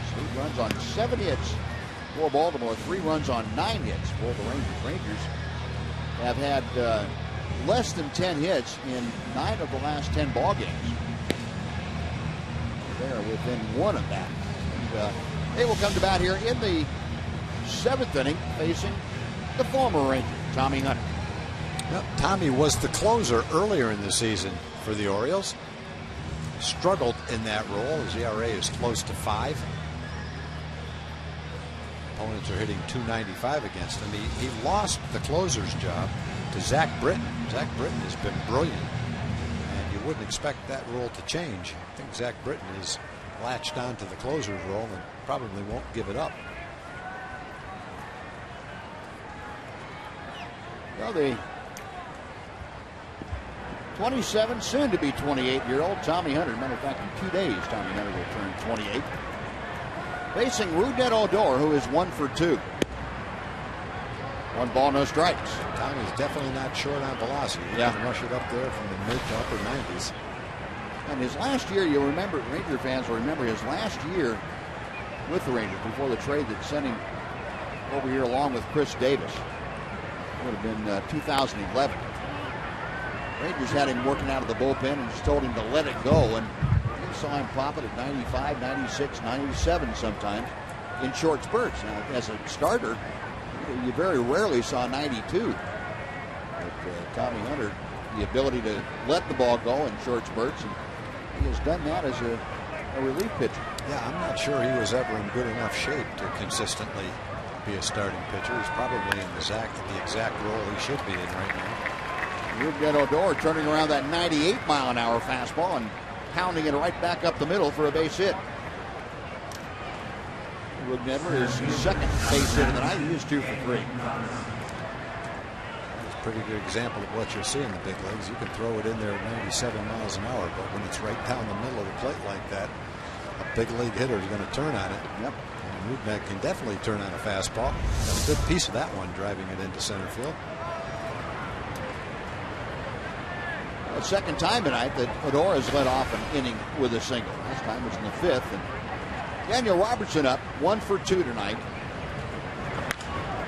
Shoots that ball foul on the first base side.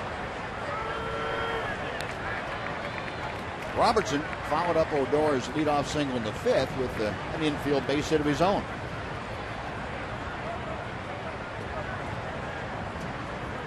Rangers now 10 base hits this evening.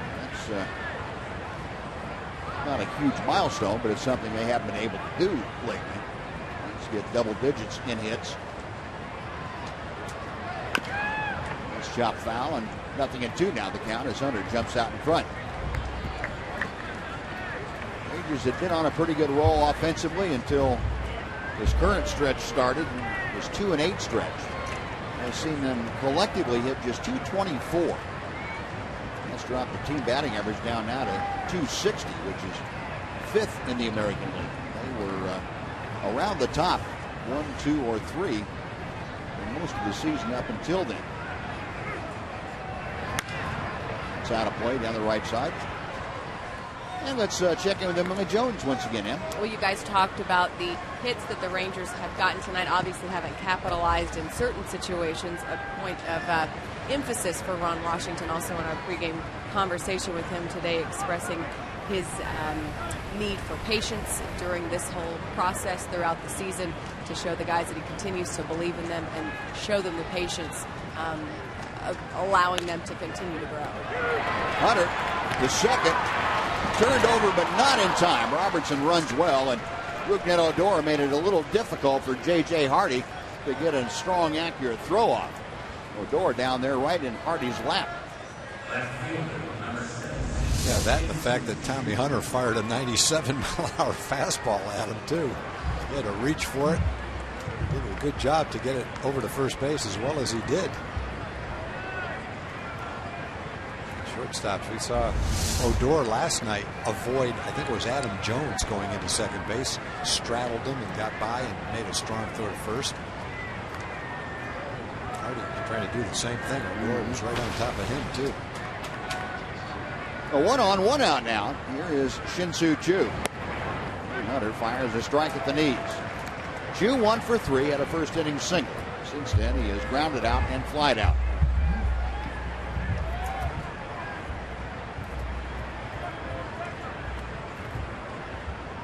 Robertson with good speed at first.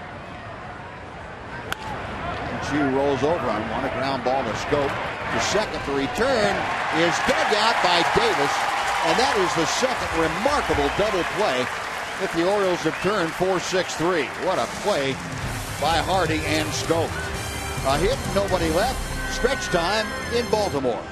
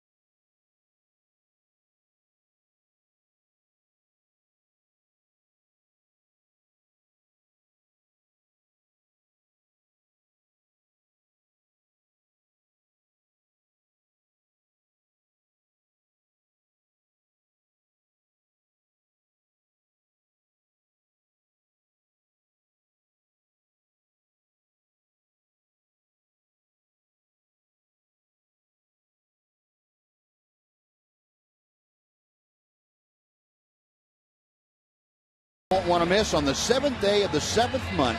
The Rangers are bringing you $7 tickets. Plus, Papa John's is activating the Rangers 7 special all day long on the 7th. Log on to TexasRangers.com/specials and get the $7 ticket offer today and take in the Rangers-Astros game with that great deal.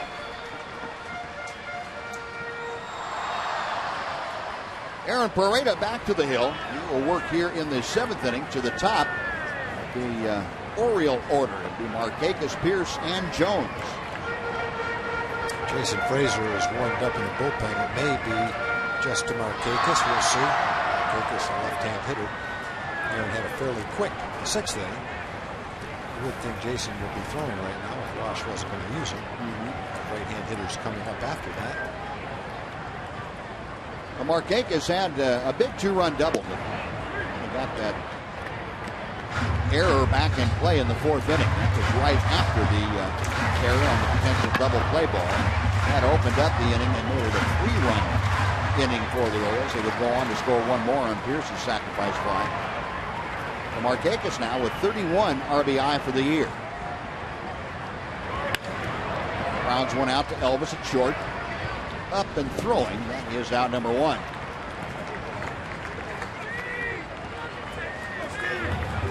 Well, one away, Steve Pierce coming up. Let's head back to our studios for a Mazda game break. Here's Dana Larson.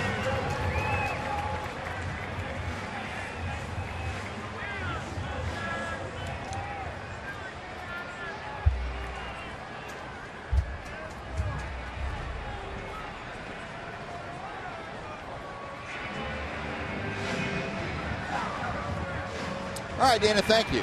And just as Tom had told you, Ron Washington wants the right-hander now to come on. You have right-handers Pierce, Jones, and Cruz.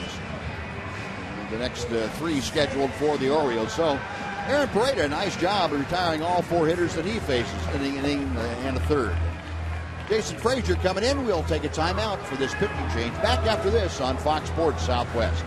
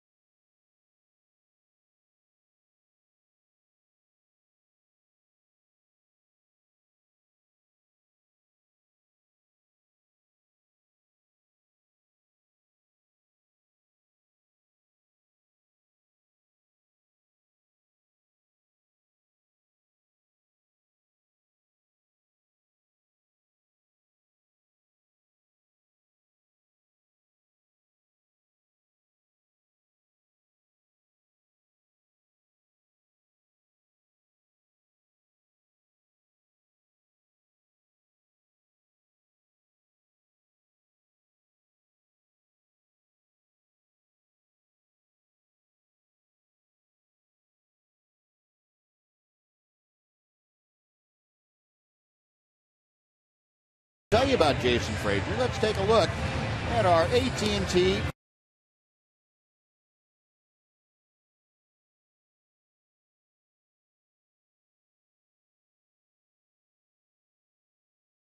your picture thrown into the hopper. See if we can get it on the air for you. Just tweet it to hashtag Southwest Fan Photo. We'll make a selection for every game on Fox Sports Southwest this year. And Jason Frazier becomes the 3rd Ranger pitcher of the evening. Excellent numbers for Jason. Great ERA. More than a strikeout per inning. Only has given up 1 home run. Opponent's batting average is only .209 against Jason.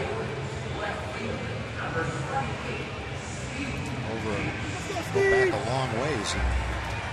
Jason's been pitching great baseball in the last 72 outings with the Rangers going into last year. Middle of the season last year. His ERA is 2.09.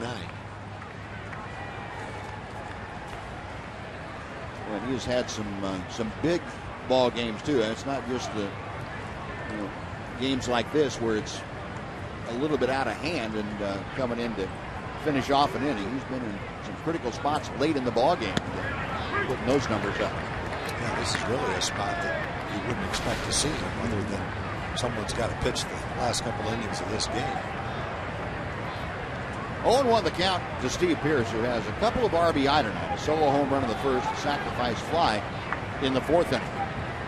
1 for 2 officially. The off-speed pitch stays inside. Peel down at first, no swing. 1-1 the count. So Aaron Pareda, an inning and a third of work tonight, 1 strikeout. Very efficient inning and a third.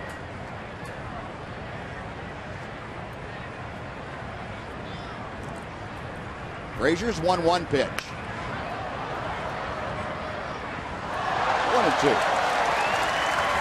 Remember back in the pregame show, we talked about Steve Pearce, how well he's done. And the updated numbers, 329, that leads the Orioles. 10 home runs and 27 RBI. And this is a guy that hasn't had a whole lot of at-bats in comparison to everybody else. He is, I guess you could say you're almost catching lightning in a bottle when he starts doing those things for you. Especially when you described earlier, Buzz, the start of the season. Basically released. Yeah. Signed back with the Orioles. He made the right choice. I'm sure he was comfortable here. Probably liked his teammates. Had the opportunity and decided to stay. And look what he's done. I think the injury to Chris Davis maybe showed him that, hey, there may be a possibility of some more playing time. But he's a versatile player too. He's an outfielder by trade mostly. Play some first base.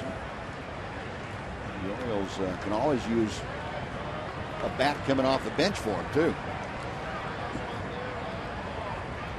1-2. Frazier studying the signs, and now he is set.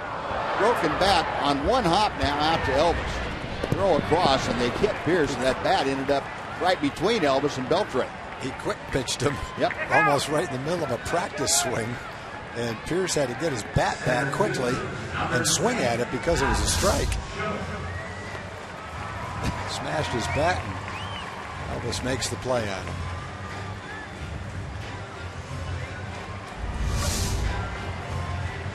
So 2 gone. Now and Adam Jones will come up. That's got to be maddening for a hitter to get something like that. And there's not a thing you can do about it. Yeah, with Jason, you have to be ready for that when you have 2 strikes. I don't think he wastes that on a hitter until he gets 2 strikes. He tries to catch him by surprise. And a lot of times he does. I think he caught Pearce by surprise. Pearce recovered pretty well. Had a decent swing at it. Smashed his bat, but at least he put it in play. Jones gets fisted and fights it off foul. Now, Pearce might be mad that he swung at it because that bat was the one he hit home runs with. Maybe a little upset about that. Adam Jones hitting .302 for the season after an 0 for 3 tonight. Over his career against Jason Frazier, Jones has gone 3 for 13. That's a .231 figure. Rip and a miss on the high fastball, 0-2 the count.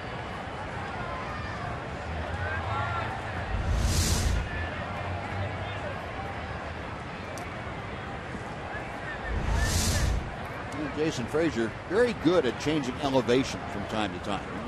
Pitch down most of the time, and every once in a while pop that fastball up with maybe an extra mile an hour or 2 miles an hour on it that guys just have a hard time catching up with. They don't see it very much.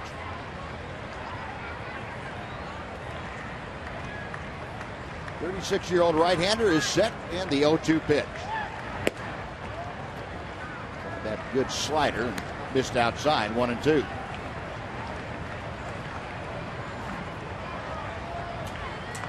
Very humid night here, as the perspiration soaked hat would tell you. Jason Frazier picking up a pretty good lather. Easy to do this time of year in Baltimore. Line drive down the left field line, headed to the corner. And Jones ripped that in there for extra bases. He is stopping at second with a 2-out double. He's a tough guy to pitch to. He hits a lot of pitches. One was looked like maybe a split finger pitch down and in. But he puts the good part of the bat on it, whether it's down, up, away, or in. One of those hitters. Jones now with 5 hits against Jason Frazier. 2 of them have gone for doubles. So he is at second with 2 outs. Now Nelson Cruz will step in. Nelly unloaded his 26th home run of the year in the first inning. Since then, he's flied out and been out on a nice play by Adrian Beltre last time up.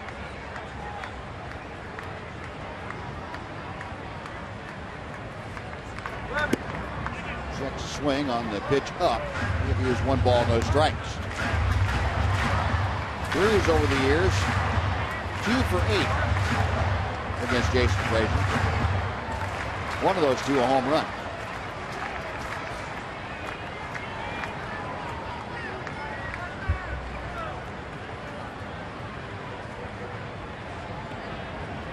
Frazier set, a check of second. Well, he's trying to crank that one out of the yard too.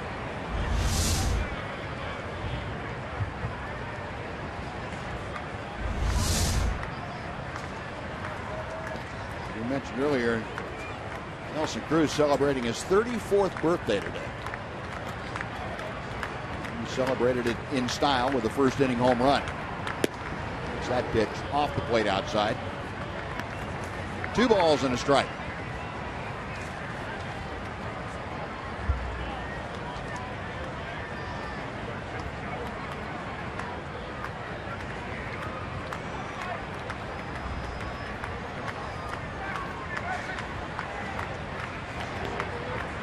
Frazier, long look in at Chirinos. And he's ready now. Out of play. 2-2. It's the 4th career game that Nelly Cruz has played in on his birthday at the big league level. He is now 7 for 18 on his birthday, including 7 RBI.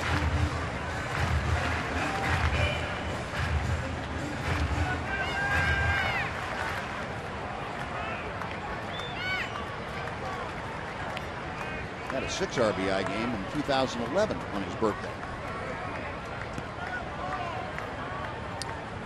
They didn't have to celebrate after the game. 6 RBIs is celebration enough for me. I go home and go to bed after that. Have the cake and blow out the candles the next day. Popped up down the right side. Long run for Rios. Still going, and the ball hits off the sidewall, and Alex just disappears. Good thing that ball wasn't fair. Might have been an inside the park home run. The tunnel down there, and Alex just kept running.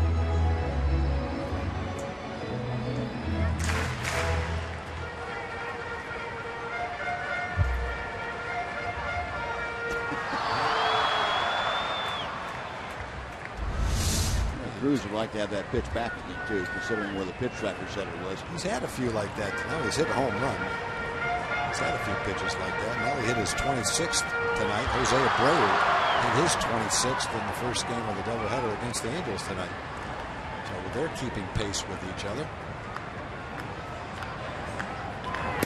Got him swinging. Like a pretty good fastball from Jason Frazier, and that'll do it. 2-out double by Jones is wasted. And we'll go to the 8th inning. Rangers coming to bat. They trail the Orioles 8-3 on Fox Sports Southwest.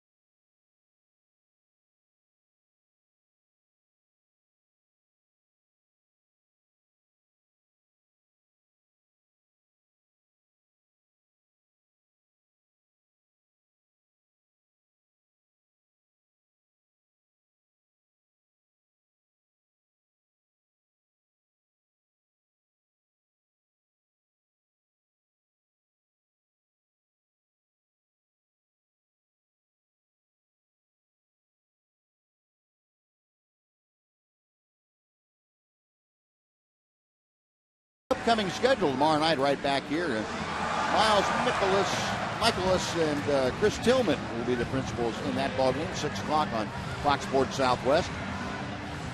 Wednesday, Thursday against Baltimore, and then it's on up north to the Big Apple to take on the Mets at Citi Field back home. After that, leading up to the All-Star break, Houston for 3 and the Angels for 4. And another former Ranger on the hill now as we head to the 8th inning. That is Darren O'Day. Well, Darren O'Day has had an excellent career. He's having the kind of season Ranger fans are definitely familiar with. He had a couple of years just like this. Pitched in a lot of ball games. His ERA is 1.36, almost a strikeout per inning. Very deceptive delivery.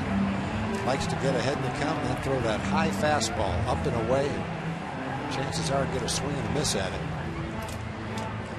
One year after right at the end of his Ranger stint, where he was injured, but he came back strong and has pitched pretty much for the Orioles just like he pitched for the Rangers.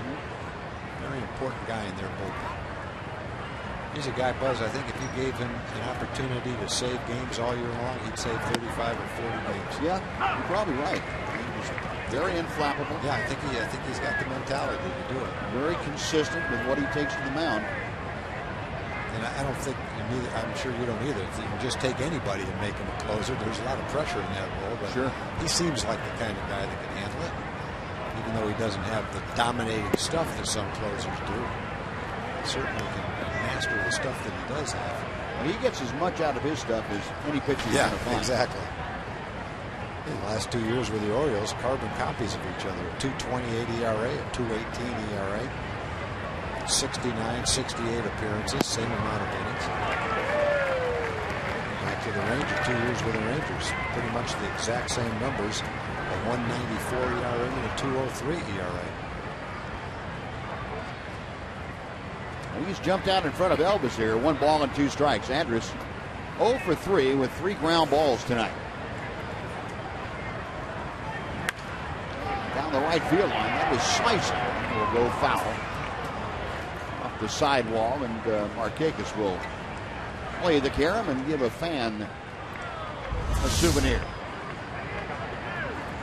Take a side look at Darren's motion. That last pitch that he threw was the high fastball up and out of the strike zone. He gets a lot of swings and misses at it. Elvis got a piece of it, fouled it down the right field line.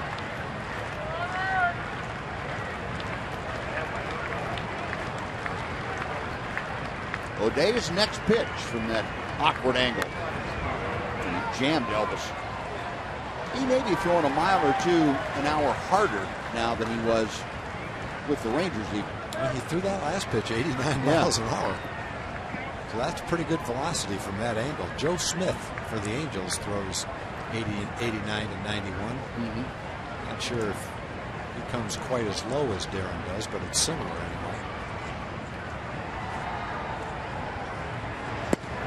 Check swing, he went around, says Laz Diaz. And that is the strikeout. Elvis gone, now Alex Rios coming out. That's a tough combination. 2 high fastballs at 89 miles an hour, which from that angle is pretty good velocity.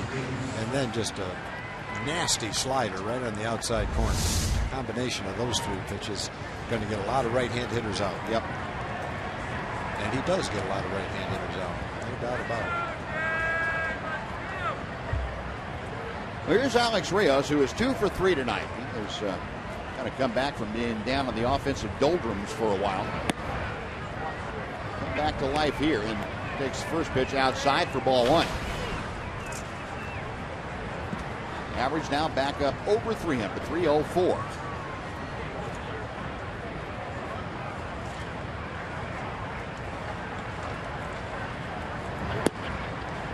Two balls, no strikes. Rios just 1 for 5 in his career against Darren O'Day.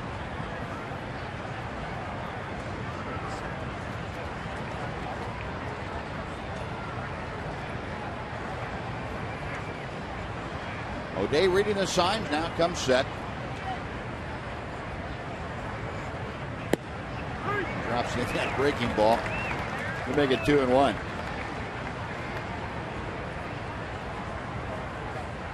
O'Day, a 30-year-old. Couldn't make the University of Florida team, if I remember right, in his first try in college. Foul ball, foul. He's probably one of those guys, if you saw the exact same stuff from the same angle on a 21-year-old college pitcher, carbon copy, the exact same thing, he'd probably, who knows, probably be a 7th-round pick, 8th-round pick. Wouldn't light up a radar gun. You wouldn't be exactly sure how it would translate to professional baseball.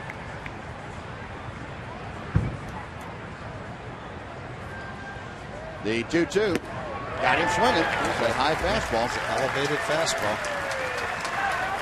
Back-to-back strikeouts. He doesn't throw the high fastball very often early in the count. He'll throw it down and away to a right-hand hitter. He'll throw some sliders. He tries to get ahead. Then when he gets 2 strikes, then that's when he likes to elevate it, when you're not quite ready for it.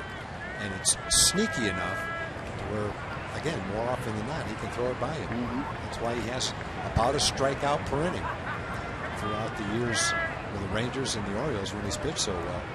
Yeah, and what you said, too, last night about Ben Rowan, Tom, made a lot of sense. You don't see it coming from that angle very often, so it's harder to react. It is. I think that's why Jason Frazier saves that quick pitch for 2 strikes. He wants to catch you by surprise. It's probably why Darren doesn't throw a lot of high fastballs, because he doesn't want your eyes to get used to seeing that pitch. He wants to do it with 2 strikes and try to put you away with it when you're not quite ready for it. This is outside here to Adrian Beltre. Has 2 balls, no strikes. Beltre 1 for 3, single to center his last time up. That average at .332, right where he began the evening. 2-0 pitch. Now 2-1. Let's take a look at the Ford leaderboard. Talking about Adrian Beltre, his career best months was this past June when he was the Ranger Player of the Month. That's his best month ever. It was 11 points higher than the August 13 that he had when he hit .381. And if you see a pattern there, 4 of those 5 years were with the Rangers. 2010, which was with Boston, but 4 of the 5 best months that Adrian Beltre has had in his career have come as a member of the Rangers, so he has gotten better with age. 3 balls, 1 strike, the count. Popped up. Davis and Joseph over there, and they run out of room. The ball caroming off the roof of the Orioles dugout. The count is now full. In 2011, must have been the year with the Rangers he was injured a little bit. That was the 1 year he struggled in the last 5 years. He pitched 16 2/3 innings, gave up 7 home runs.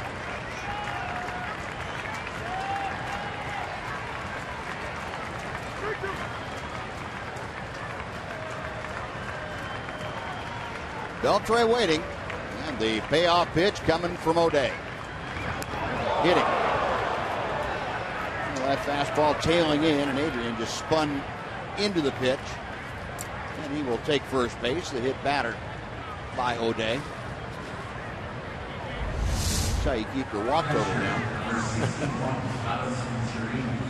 Well, it was after that year that he was claimed on waivers by the Orioles. That was a good waiver claim. Just like when I think the Rangers claimed him off waivers from the Mets, maybe. Yeah. That was a great waiver claim by the Rangers. And the Orioles did the same thing. They've gotten the same performance that the Rangers got. The Rangers claimed O'Day off waivers from the Mets in April of 2009. That was the game where he showed up in Toronto, and Ron Washington, the first time he met him was when he brought him into the ballgame that night. Yeah, shook hands with him on the mound. Darren, glad to have you. It's nice to meet you, and go get him. Yeah, and didn't he have someone else's uniform on? Yeah, he did. 1 on, 2 out. Here's Robinson Chirinos, who is 1 for 3 tonight. Up and in. The count is even at 1-1. Chirinos only 1 at bat against Darren O'Day. 0 for 1. Grounded out in that matchup with him. Beltre a modest lead at first. Rangers trailing 8-3 in the 8th inning. Now 1-2.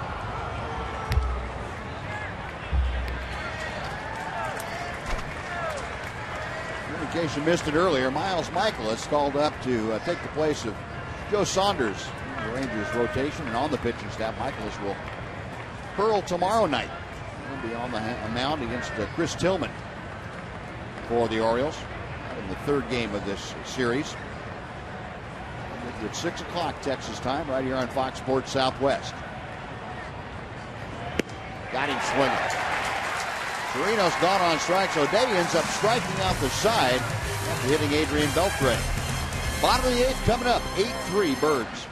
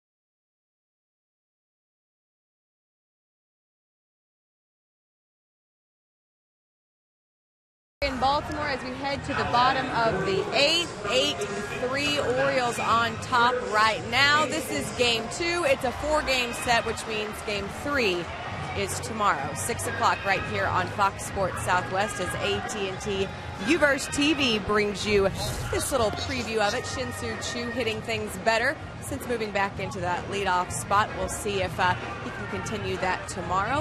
And of course, Miles Michaelis getting his first start as a Ranger tomorrow as well. Guys, we'll do it all over again right here at 6.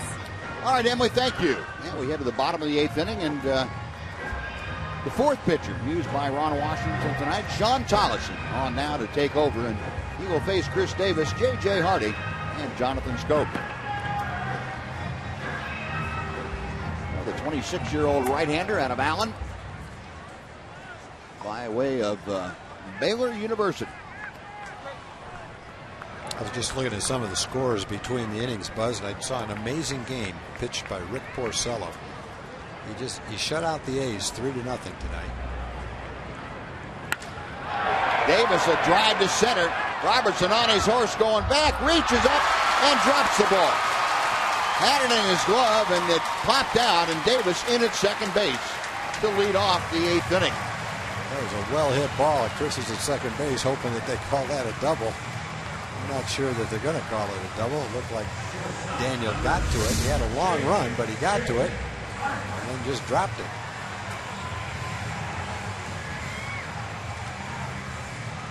That's going to be a 2-base error. The official score, no sympathy here for Chris Davis. No, he probably wanted to, but I don't think he could. Anyway, that game by Rick Porcello, he threw a 4-hit shutout against the A's. No walks, no strikeouts. 9-inning complete game shutout without a strikeout. That's so a guy like Porcello, that doesn't figure. You know, I know that Oakland puts the bat on the ball, but that's a little bit ridiculous. Yeah. Yeah, it is, to pitch 9 innings without a strikeout. Now, he's not a guy that's going to lead the league in strikeouts, but he's a guy you would expect to get, 4, 5, or 6 in a shutout. J.J. Hardy at the plate, 1 for 3 tonight. If I'm not mistaken, a couple of starts ago, he had another shutout. He's throwing the ball great. I think he's 11-4, maybe. Verlander has been struggling this year. Scherzer hasn't had the kind of year this year that he did last year. So a guy like Porcello has really stepped up, picked it up. He's a guy that got to the big leagues right out of A-ball when he was probably 20 years old. Right. And he was always promising, but there was a lot of ups and downs in his early career, years 1 through 2, 3, and 4. And now he's 11-4. His ERA is about 3. Might have been his second shutout of the year. So definitely at least his first shutout of the year. Got a chance to make the All-Star team. It seems he's like still only 25, 26 years old. Seemed like last year, before the Tigers traded Fister, there was a lot of talk about trading Porcello instead. Yeah, they definitely kept the right guy. Hardy, a drive to deep left center field. Again, Robertson over in the alley, makes the catch this time. That's a redeemer. And pounds into the padding. No way Daniel Robertson was going to let that pop out. The one got away. That was actually harder than the one before it because he had to contend with the wall. He's wearing that guard because of the injury he had earlier in the season. But he shows a lack of fear right here, going as hard as he can right up into the wall. Let the first one get away, but he was definitely determined to get that one. If you're Sean Tolleson now after the ball game, you got to take an oxygen tank over to Daniel Robertson's locker. Say, here, I ran you out of air. Let me get it for you. Well, 1 out with Davis staying at second base, and Jonathan Scope is the hitter. Scope is 2 for 3 tonight. Takes that first pitch outside for ball 1.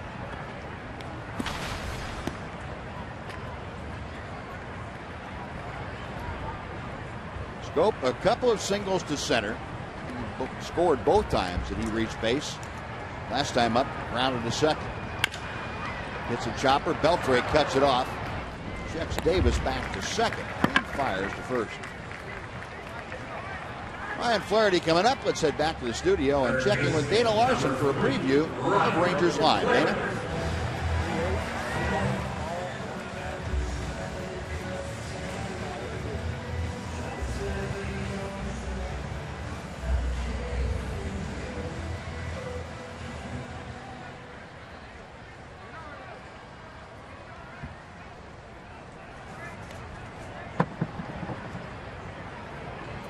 All right, Dana, thank you very much.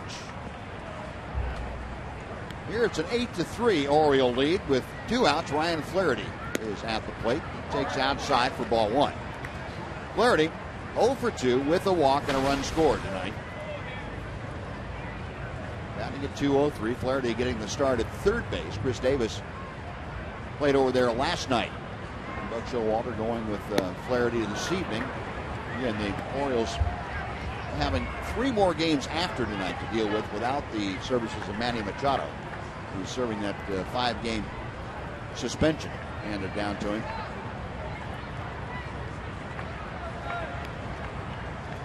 One ball and 1 strike as Tolleson sets. Now 1-2.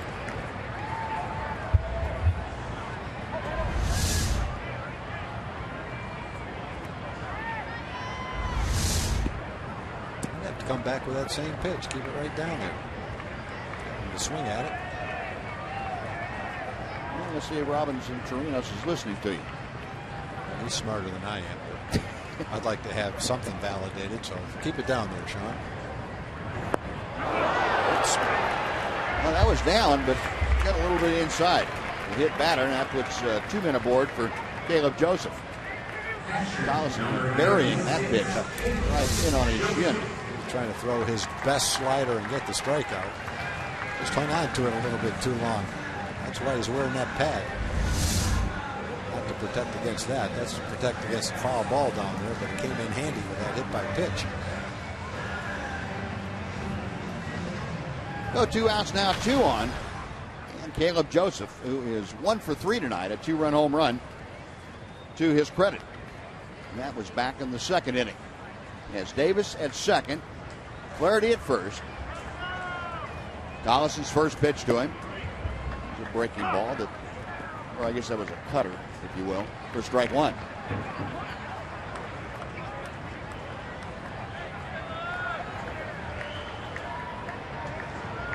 Joseph, a 170 hitter as he faces Tollison. Here's the breaking ball. That is a little bit low. A ball and a strike. Tollison, a two-time All-State pitcher for Allen High School. Went on to be a standout at Baylor for 3 years down there.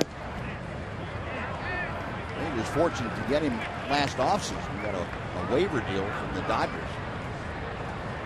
Able to pick up Sean and incorporate him into the bullpen here this year.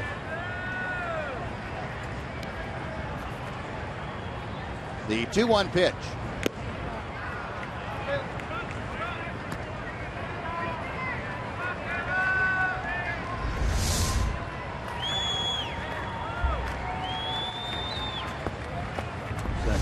Cutter that Sean Tollison has thrown more and more effectively. Yeah, he's got the potential to be a very good pitch for him.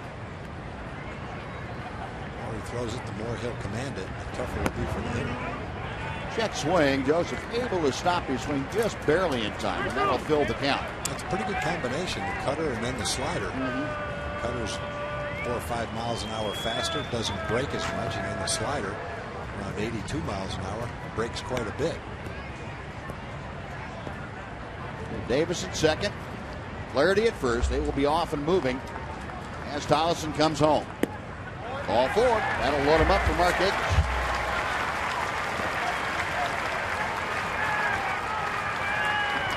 Second walk of the night by Ranger pitching. Martinez issued a walk in his 5 innings of work, and now Sean Tollison has issued a free pass after the hit batter. So base is full. Nick Markakis came up in a similar situation in the 4th inning. At that time, there was only 1 out. That was immediately after the error allowed 1 run to score, and Markakis had a 2-run double. I think Sean would probably say he let both Flaherty and Joseph get away. He had a couple of strikes on both of them. And really, it was just a matter of making his pitch, and he'd be out of the inning. He hit one and walked the other. First pitch to Markakis on the inside corner. Looked like a changeup. 0-1. He's thrown all the pitches in this inning. The potential to have a number of quality pitches, no doubt about it. It's just a matter of refining it and being able to spot the ball where he wants to. And when he does that, he's extremely tough to hit. Fastball, and that's just outside. A ball and a strike. The count to Markakis. Shaw can run his fastball up there 92, 93 miles an hour, occasionally as high as 94 miles an hour.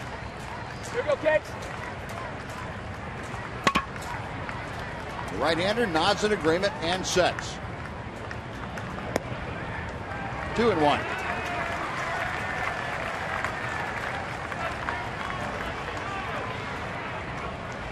Markakis, other than the double, has flied out twice and grounded to short. 31 RBI now for the Orioles leadoff man.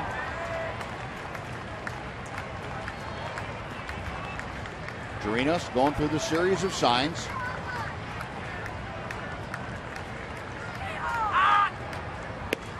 Off speed and over the outer part. It's 2-2. Good spot for a changeup and a fastball count.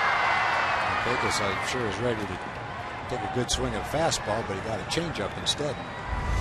Took a look at it for strike 2. Chris Davis, the runner at third, and Flaherty at second, and Caleb Joseph over at first. Called strike 3. Markakis thought it was low, but Laz Diaz didn't. He was the one that counted. A strikeout ends the inning. The Orioles leave them loaded. We'll go to the 9th inning. Orioles 8, Rangers 3.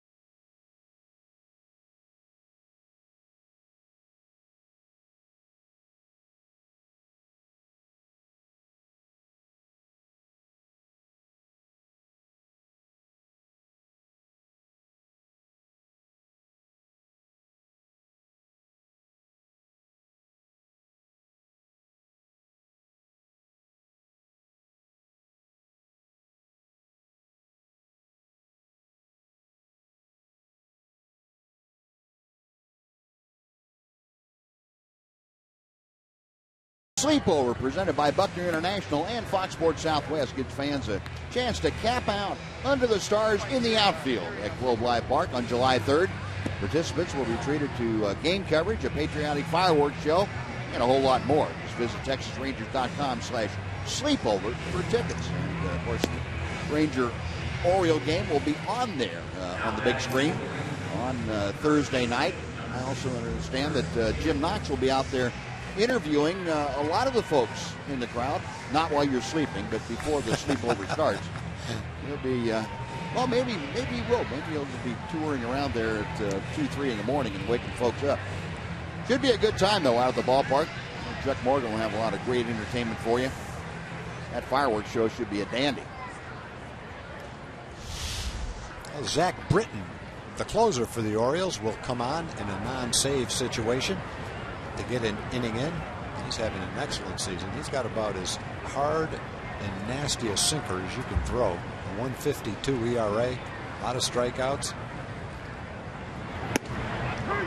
He's not fun to hit against. Zach Britton, a 26-year-old, grew up in Weatherford, a local product in the Metroplex. As Tom told you, as soon as that closer's rolling, he has been lights out. Chopper by Jimenez out to short. Hardy triggers the throw across in the dirt, but Chris Davis able to dig it out for out number 1.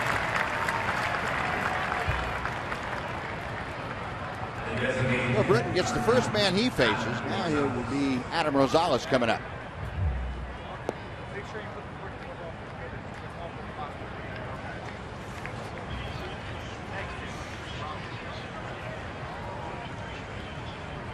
If you go back to when we played, Buzz, and try to think of a guy, a reliever that was a little bit like Zach Britton, Terry Forster was a little bit like him. He was bigger, obviously, but he threw the same kind of a heavy fastball, probably 93, 94 miles an hour. It sunk a lot. He was one guy that even if you were a right-hand hitter, you didn't feel like you had any advantage against him. Right. One of the guys you almost dreaded making contact with the ball for what it was going to feel like when it hit. It felt like a shot put hit the bat. Remember, Chuck Tanner managed that White Sox club that one year and had both Terry Forster and Goose Gossage as his closers, if you will. We didn't call him that then, but he'd alternate with him. You know, one night it was Forster, the next night it was Gossage, and guys on our team anyway used to just say, "Wait a minute, this is ridiculous." Couldn't hit either one of them. Now they both threw about 1,000 miles an hour with great breaking balls. And that could have been a whole lot of fun.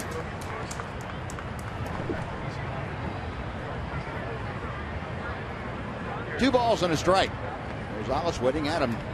1 for 3 tonight. His return to the big leagues with the Rangers. That pitch off. 2-2 now. Almost the same kind of combination. The Braves have it, or had it, with Kimbrel and Johnny Venters. Right. A lefty-righty combination. Venters got hurt, but he was this kind of a pitcher, too. A guy with a mid-90s sinking fastball. They had that lefty-righty combination, two guys in their early 20s. I don't necessarily compare them to Terry Forster and Goose Gossage, but they were a great combination, lefty and righty, at the tail end of the Brave bullpen. Throw down to first by Joseph. The strikeout is completed. Rosales gone. The Rangers now down to their final out. Ruben Odor will come up. And if I remember right, Terry Forster's career ended with a bad elbow. The way Venters has, it might have. Yeah, it might have. Fought the same problems.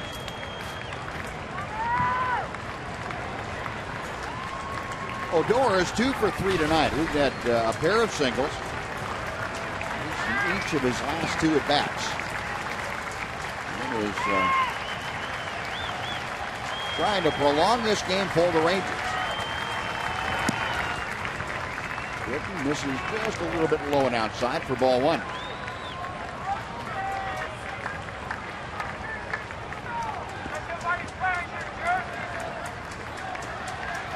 Zach Britton is 6'3" left-hander. He goes about 200 pounds or so. Comes back to the plate, fires a strike. 1-1. Originally, Britton came up to the Orioles as a starter, as Tom told you, back in 2011. 2011 and 11 that year. had 12 starts the next year in 2012 with 5-3, and then last year split time between Norfolk and the Orioles. Just really never found his niche as a starting pitcher. They found a niche for him. Yeah. I like him better than Sean Doolittle. Sean Doolittle for the A's is an excellent left-handed closer now. I think Britton has better movement on his fastball. I think he's tougher to hit. 1-2, the count to Odor. Rolled on the ground out to Scope, the second baseman, on to first, and that will do it. So the Orioles able to close this ball game out. They have now defeated the Rangers back-to-back nights. An 8-3 final here this evening as T.J. McFarland gets his first win of the year as the starter, and 4 more relievers finish it off for the Orioles. So the Rangers have lost 2 in a row, and they will try to turn that around tomorrow night. We'll be back to wrap things up